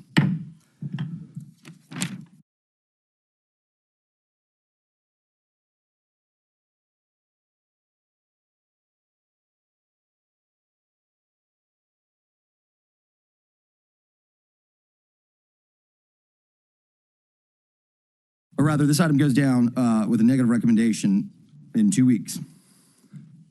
All right, we're back to the main motion. I'm going to clean this entire thing up because it's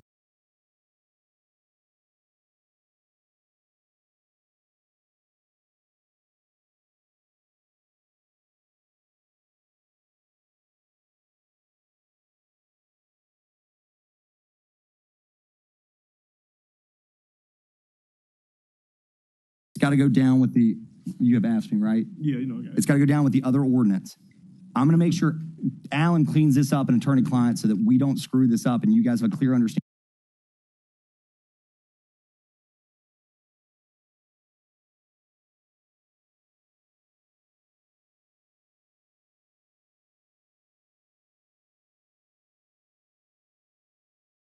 Because we've had so many moving pieces, and then we will communicate. I'm going to have the attorney, the city council attorney, communicate the moving pieces this evening to the public so that there is no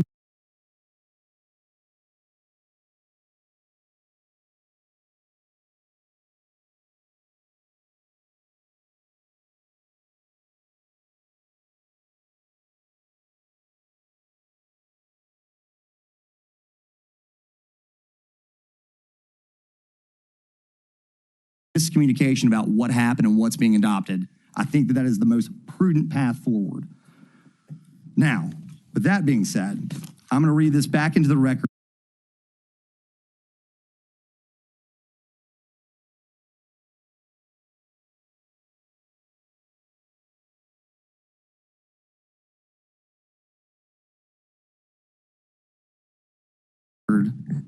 A resolution to amend the fiscal year 2027 proposed operating budget and capital improvement budget, sponsored by Councilman Edmund Ford.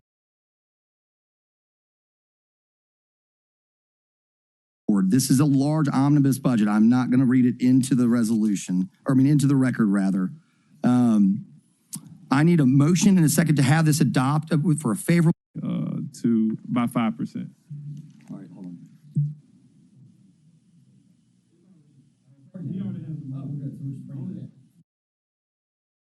Number 29 on the regular agenda. Am I got that right? I think it's item number 29 on the regular agenda. Item number 29 on the regular agenda is, and no, the bonus. So the bonus, which was recommended during the impasse committee and full council meeting, was $5,000. I was about to say. Because it's really not probably a conversation for today. At some point, we are going to have to take seriously strategic planning. And the reason I say that, balancing out your rental rates. But again, all of that goes to strategic planning, and we try to pick out these little things and throw a little money here and fix a little Councilman Ford's current proposal with 2% and moving it up to 5% solely as relates to the total economic package. Separate item, and we're behind, Councilman, if it's all right. I'm cool with Yeah, all right. So the amendment's been withdrawn. I'm going to take us to a final vote. Thank you, Councilman. Go do what this body suggests that you do. Like, that's our job. That's all I have to say. Our job is to say, here's our priorities. Here's what we want you to do. Hold on. Dr. Warren did come down and ask to speak, and then I'll finish with you, Councilman Ford, if you don't mind. Dr. Warren, I've got 30 seconds for you when you're ready. Very quickly, Mr. Chair, since we had our last tax increase, we've had a 10.8% increase in inflation. That means everything else is costing us 10.8% higher. The 10-cent proposal that I recommended would have been scarcely anywhere close to that. 10% increase on our current rate of $5.37 would be 53 cents.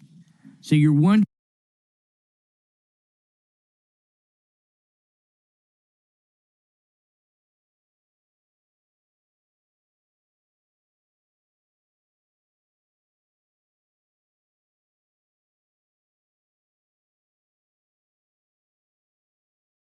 why we have no money. We have no money because we're not keeping up with inflation and all our costs are going up. I think we need to think about that as we pass this budget.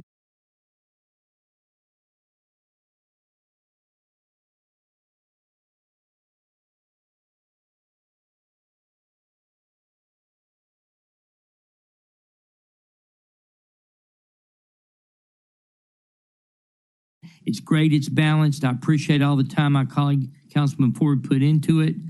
But unless we balance our budget, unless we invest in our city,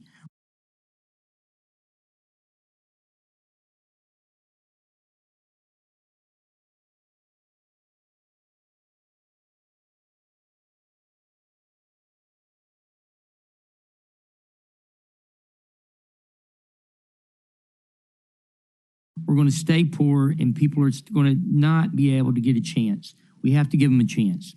Thank you, Mr. Chair. Thank you, Dr. Warren. Councilman Ford, bring us home. I'm going to be very brief. I didn't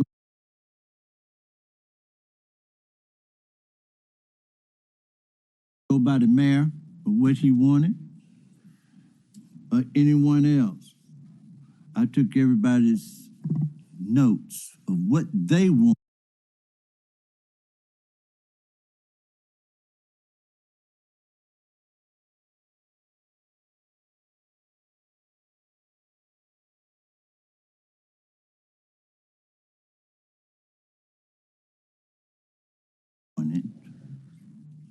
You know, and if anybody really want to know the mayor, I met with him and I told him meeting over.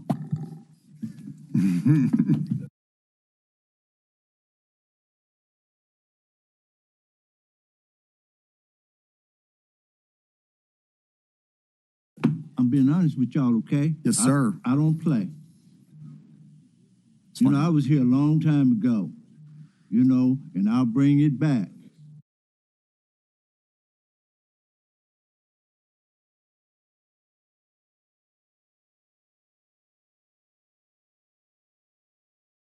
When it came down to the budget, I was the chair of the budget. Everybody was saying this, that, and the other. Brought a perfect budget.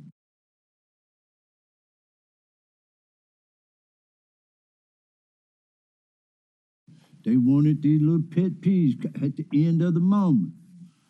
I recessed. I told staff,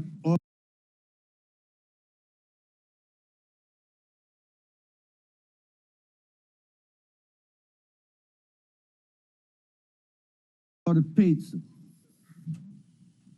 We recessed. I said, let them eat some pizza. I said, when y'all get these numbers back the way they should be, with a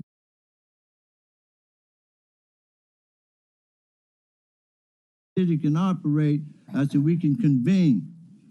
They asked me, could they eat pizza and still talk? No, you can't talk and eat. And I know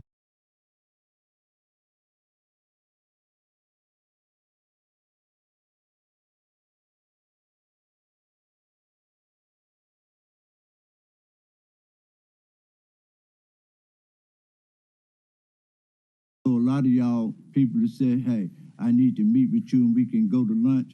I don't do lunch. Now you can meet me in my office or at the funeral home, but I don't do lunch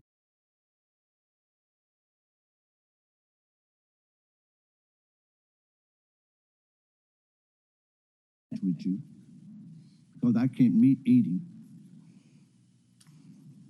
I hope y'all get where I'm coming from. Okay, but no, but I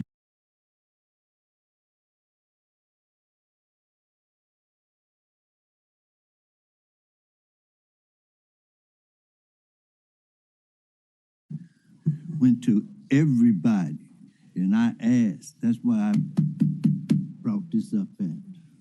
But the mayor, no.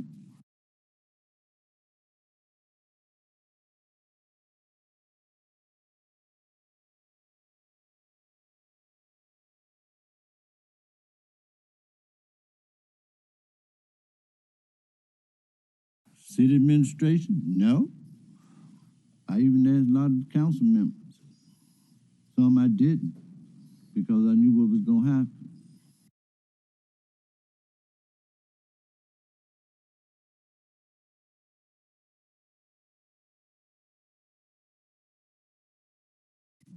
But please don't think the administration had nothing to do with this, okay? I had to talk to them, but I wanted to put everything.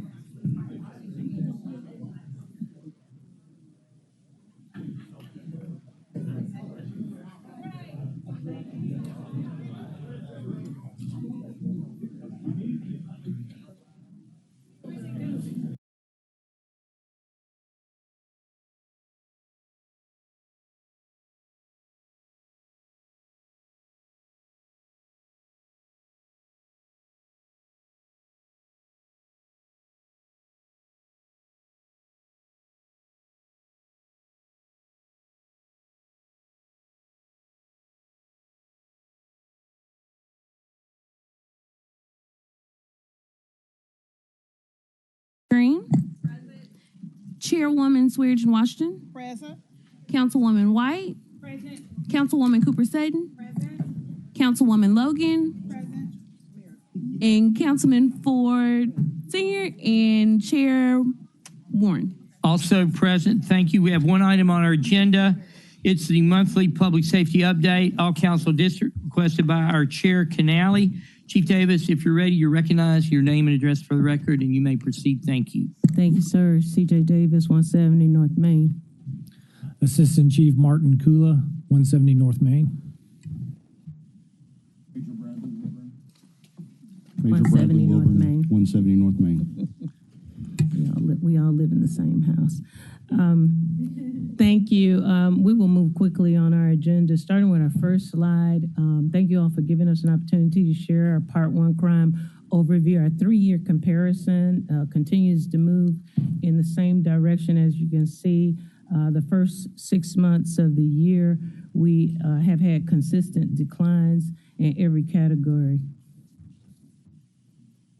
Next slide. Our crime trends, the 7 most serious crimes last year compared to this year to date. All of those categories have reductions, and our motor vehicle thefts have significant reductions, almost 2,000 less vehicles stolen this year. How about our murder rate compared to previous years?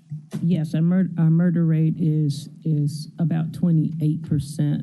Do you have the specific number? 28% down? Actually, to date is 44%. And that's down from just last year. That's right. How about just from our last high? year. What percentage is that from our high? Do you know? Sir, I'm gonna have to, I'll send that back to you, but we have the year to date. Thank you. I will get that back to you. Our calls for service is also down considerably, a little over 10,000 calls less than last year, the same time for this particular month, about 23% less calls, which is contributed to less crime, means less calls for service. Okay. Go to our next slide. Citywide, as you can see, every precinct, if you take time to look at each one of our precincts, they are all continuing to move in the same direction with reductions. We haven't had any significant increases in any particular precinct. The Memphis Safe operation, this is just an overview. You all can examine these numbers as well as it relates to the various types of activities. We continue to lead the Memphis Safe operation and sustaining gains in crime reduction. The initiative remains focused on our violent crime and prolific offenders. Next slide. This is just, reiterating the importance of the fact that we have gun detection dogs now, especially for areas where there are prohibitions to open carry, especially in our downtown space in some corridors. They've responded to 25 calls for service. They've seized 6 guns and made 7 arrests, and that's since the implementation about 2 months ago. Next slide. And this is from the Real-Time Crime Center Network downtown. The Downtown Command Center has had 199 assists from monitoring cameras to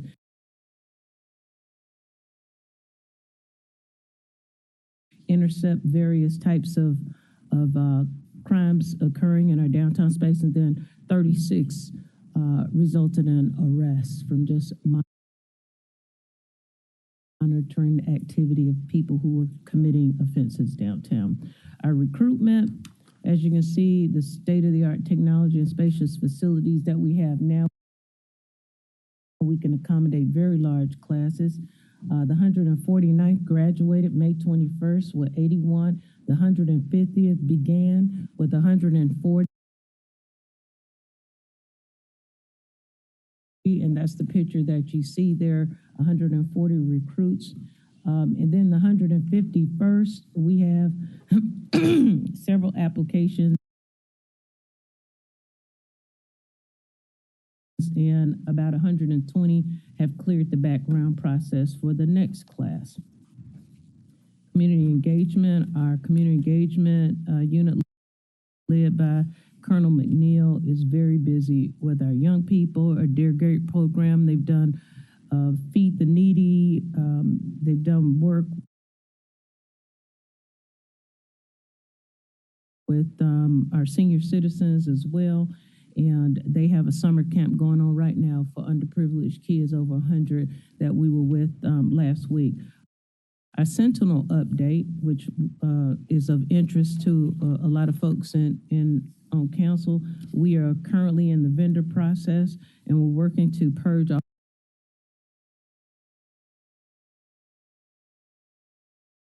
of our antiquated cameras and put upgrades out there in the Sentinel program. And sir, that concludes my presentation for today. That's a great presentation. Everyone's got the question, how much of this is us and how much of this is all the extra help we've got?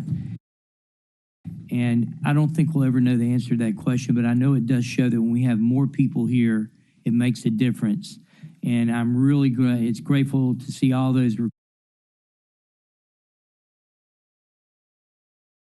recruits, because that means when everyone else leaves, we're going to have more people here. Yeah. So that's a good sign. We have, let's see, Councilwoman Logan is in the queue. Councilwoman Logan, you have the floor. Thank you, Chair. Thank you, Chief. We appreciate the update every month, keeping us informed. Last time we met, I talked to you or asked about domestic violence and, you know, can we connect with the churches? You all were going to be looking at putting something together, nonprofits, churches, community partners, stakeholders, to assist with some of this, with counseling, with couples therapy, with family, intervention, with anger management, conflict resolution, all of that, because we see a lot of that. And as I listen to the news, some of the shootings that I've been hearing have been couples or, some domestic violence, things like that. Also, gun safety, children playing with guns. That's one thing. The second thing is theft, larceny, as the economy does this thing, do you see an increase in theft and larceny as it relates to grocery stores and stores and, necessities that people are having? And if we are seeing an increase or reported increase in these things, what are we doing to get ahead of it while we still have some of the Memphis Safe operations here? So a couple of things. With the DV, you'll be pleased to know that not only did we expand our victim services unit with 9 new victim services specialists that work in that unit, they are also working with Colonel Kirkwood and other individuals where they're doing community education. This new grant that we're applying for has a huge piece in it that will relate to domestic violence, conflict resolution, but we're also focusing on repeat offenders. And that's something that the U.S. Attorney and I have been communicating about. He will be taking on some of these serious cases where we have individuals who have repeatedly committed violent acts against individuals. And so with that piece, we are looking at how do we close the gaps instead of individuals back out on the street. How do we monitor those individuals?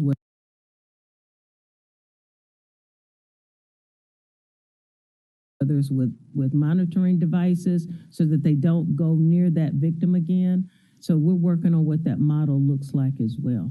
So that is definitely front and center, especially since many of our recent homicides have been associated with domestic violence. Yeah. And gun safety as well. Right. You said that you applied for a grant to help with that? We're working on the Model Cities grant. Oh, that's a collaborative effort, not just with the city administration, but other entities will be involved in the U.S. Attorney's Office, the DA's office, the Sheriff's Department, everyone who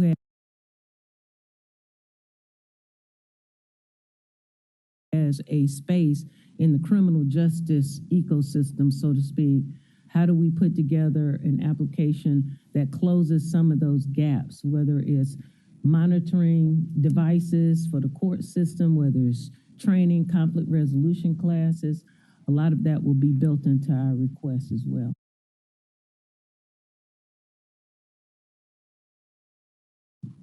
And that's underway. It's a new process, but we've been on the phone and have had initial meetings about it. Are we still able to have the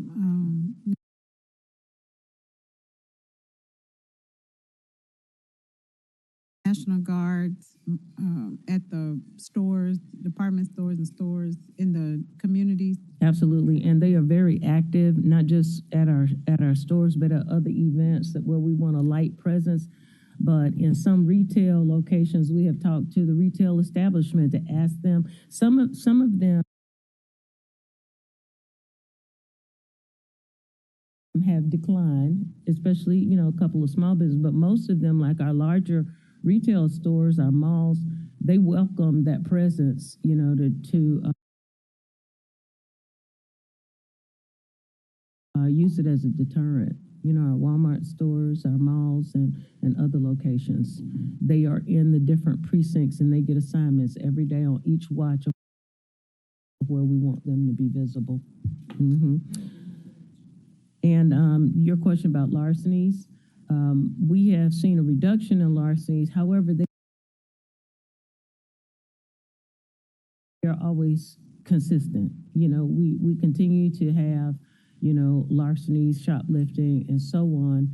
It would take a deeper analysis to see what people are stealing. Like you said, are they stealing food? Are they stealing things that they might need? So that may take us, getting U of M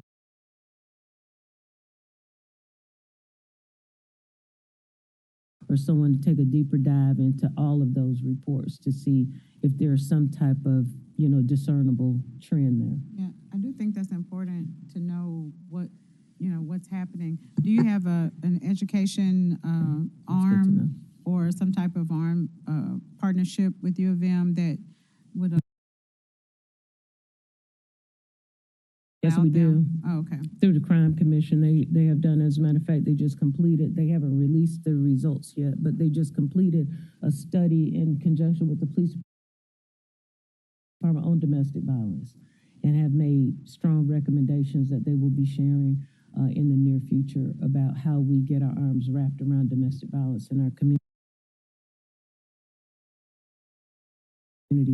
To answer your question about larcenies, we're about 6,600 less larceny cases than we were last year this time. Mm-hmm. Mm-hmm. Thank you, Councilwoman. Councilwoman Green. Thank you, Chair. Thank you, Chief, for taking my text late at night on Saturday, too. It's okay. At some point, we're going to deal with these Airbnb party houses, right? Yes.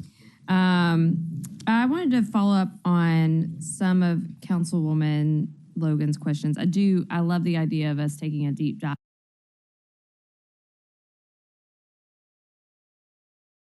on necessities. Again, as Chief Public Defender, I have some insight on that. All of our clients are indigent, and we just lost one of our clients into a one poplar. He was in on a $3,500 bond after a theft of a little over $200 worth of property from a TJ Maxx, and he died in 201. So I would love to know exactly what people are being, what they're stealing, and what we could do to better support them, to maybe get them out of your hair, get them out of 201, get them out of that cycle, and let's just support them. And she also talked about the National Guard and ICE. And again, this is something that, as I travel across the state, we hear, well, of course, crime's down, all the task force is there. And I say, well, actually MPD is doing a really great job, and we've put some other things in, like youth mental health and violence intervention, a lot of other programs that we've put in over the years that led to a crime trend going down before they got here. So I guess my question is this, and it's pretty straightforward. Does the National Guard make any arrests? No. No. Does ICE make any arrests?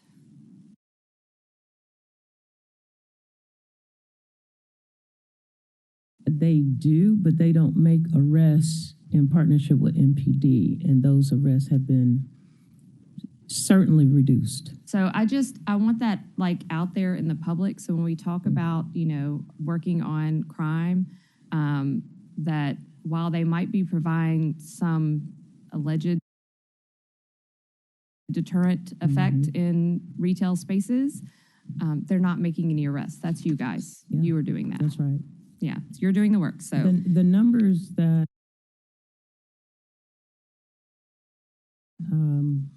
are reflected here, council member, are all Memphis police right arrests. Right. So and the trends and everything, that's us, not the National Guard being here. Just want that on the record. I also want to talk to you about the firearms. So it says you have over 3,500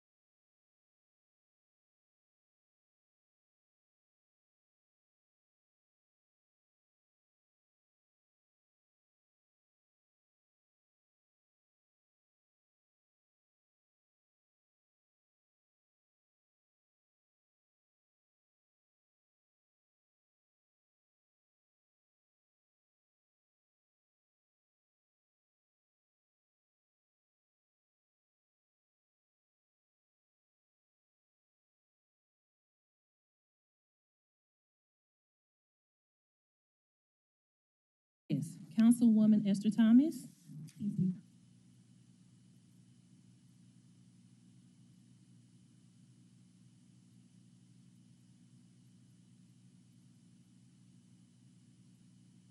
Woman White. Present, thank you. So first we have a discussion on the referendum ordinance to amend the charter. Well, let me make sure, is the substitute one or two? So that I can read the right one. It's the first one. The first one, so let me read this one. Substitute, vote on this and send it down. Okay.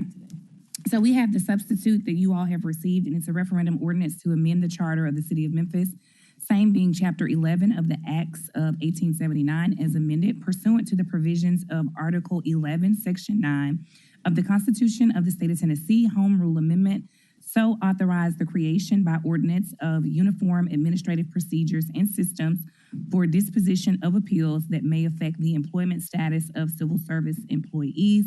Can I get a motion and a second? A motion from Chairwoman Swearingen Washington, a second from Councilman Dr. Warren. Let the record reflect that Councilman Ford and Councilwoman Logan have joined us.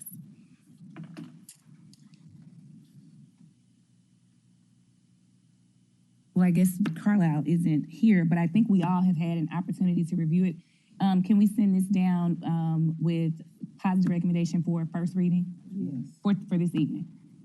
All right. So all those in favor? Aye. Aye. Any opposed? Nay. This will go down to our agenda for first reading.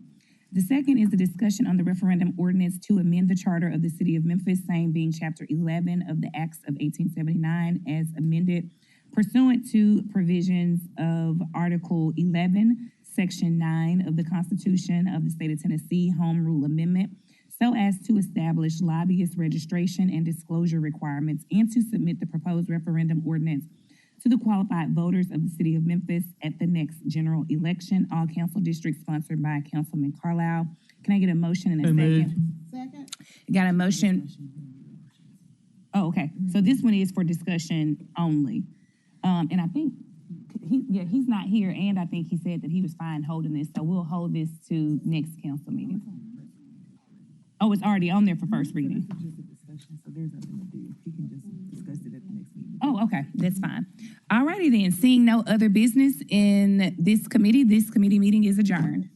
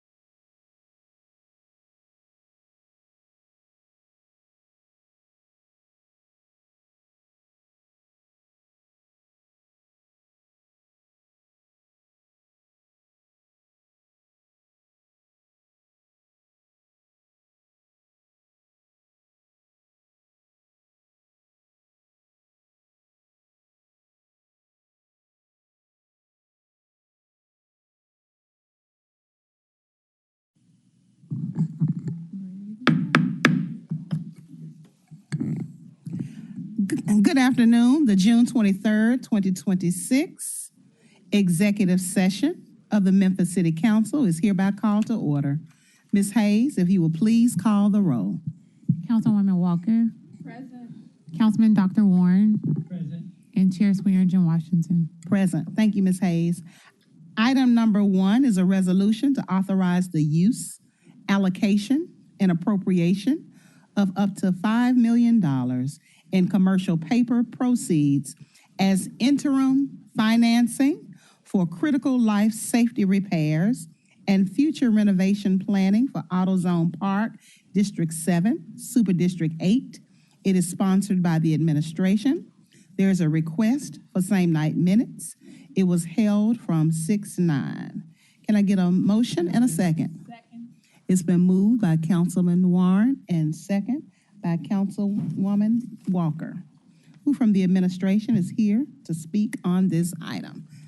I am Antonio Adams, Chief Operating Officer for the City of Memphis. Council members, we actually brought back some more context for the full investment at the park itself and what we saw potentially as a future.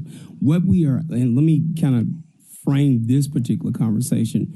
What we are asking for now is, notwithstanding baseball or any activity in the park, it is an asset. It is an asset that has gone into disrepair. There are critical issues in which we've had to invest in that particular asset. As we move forward, it will be a more collaborative process and conversation as to how we program the asset. Notwithstanding, the ballpark is an asset that we own. So there were HVAC-related issues. There are life safety issues with respect to our fire suppression system. And then, of course, we did ask to set aside some funding as we reimagine what that asset looks like. I think a lot of conversation about baseball and a particular singular use was kind of like batted around last council meeting, but specifically what I will say, the Redbirds, along with us, do envision that that asset can be used for more than one use, and we want to make sure that we intelligently walk together as a team and then look at that particular asset. Thank you so much. Councilman Canale, you are recognized. Thank you.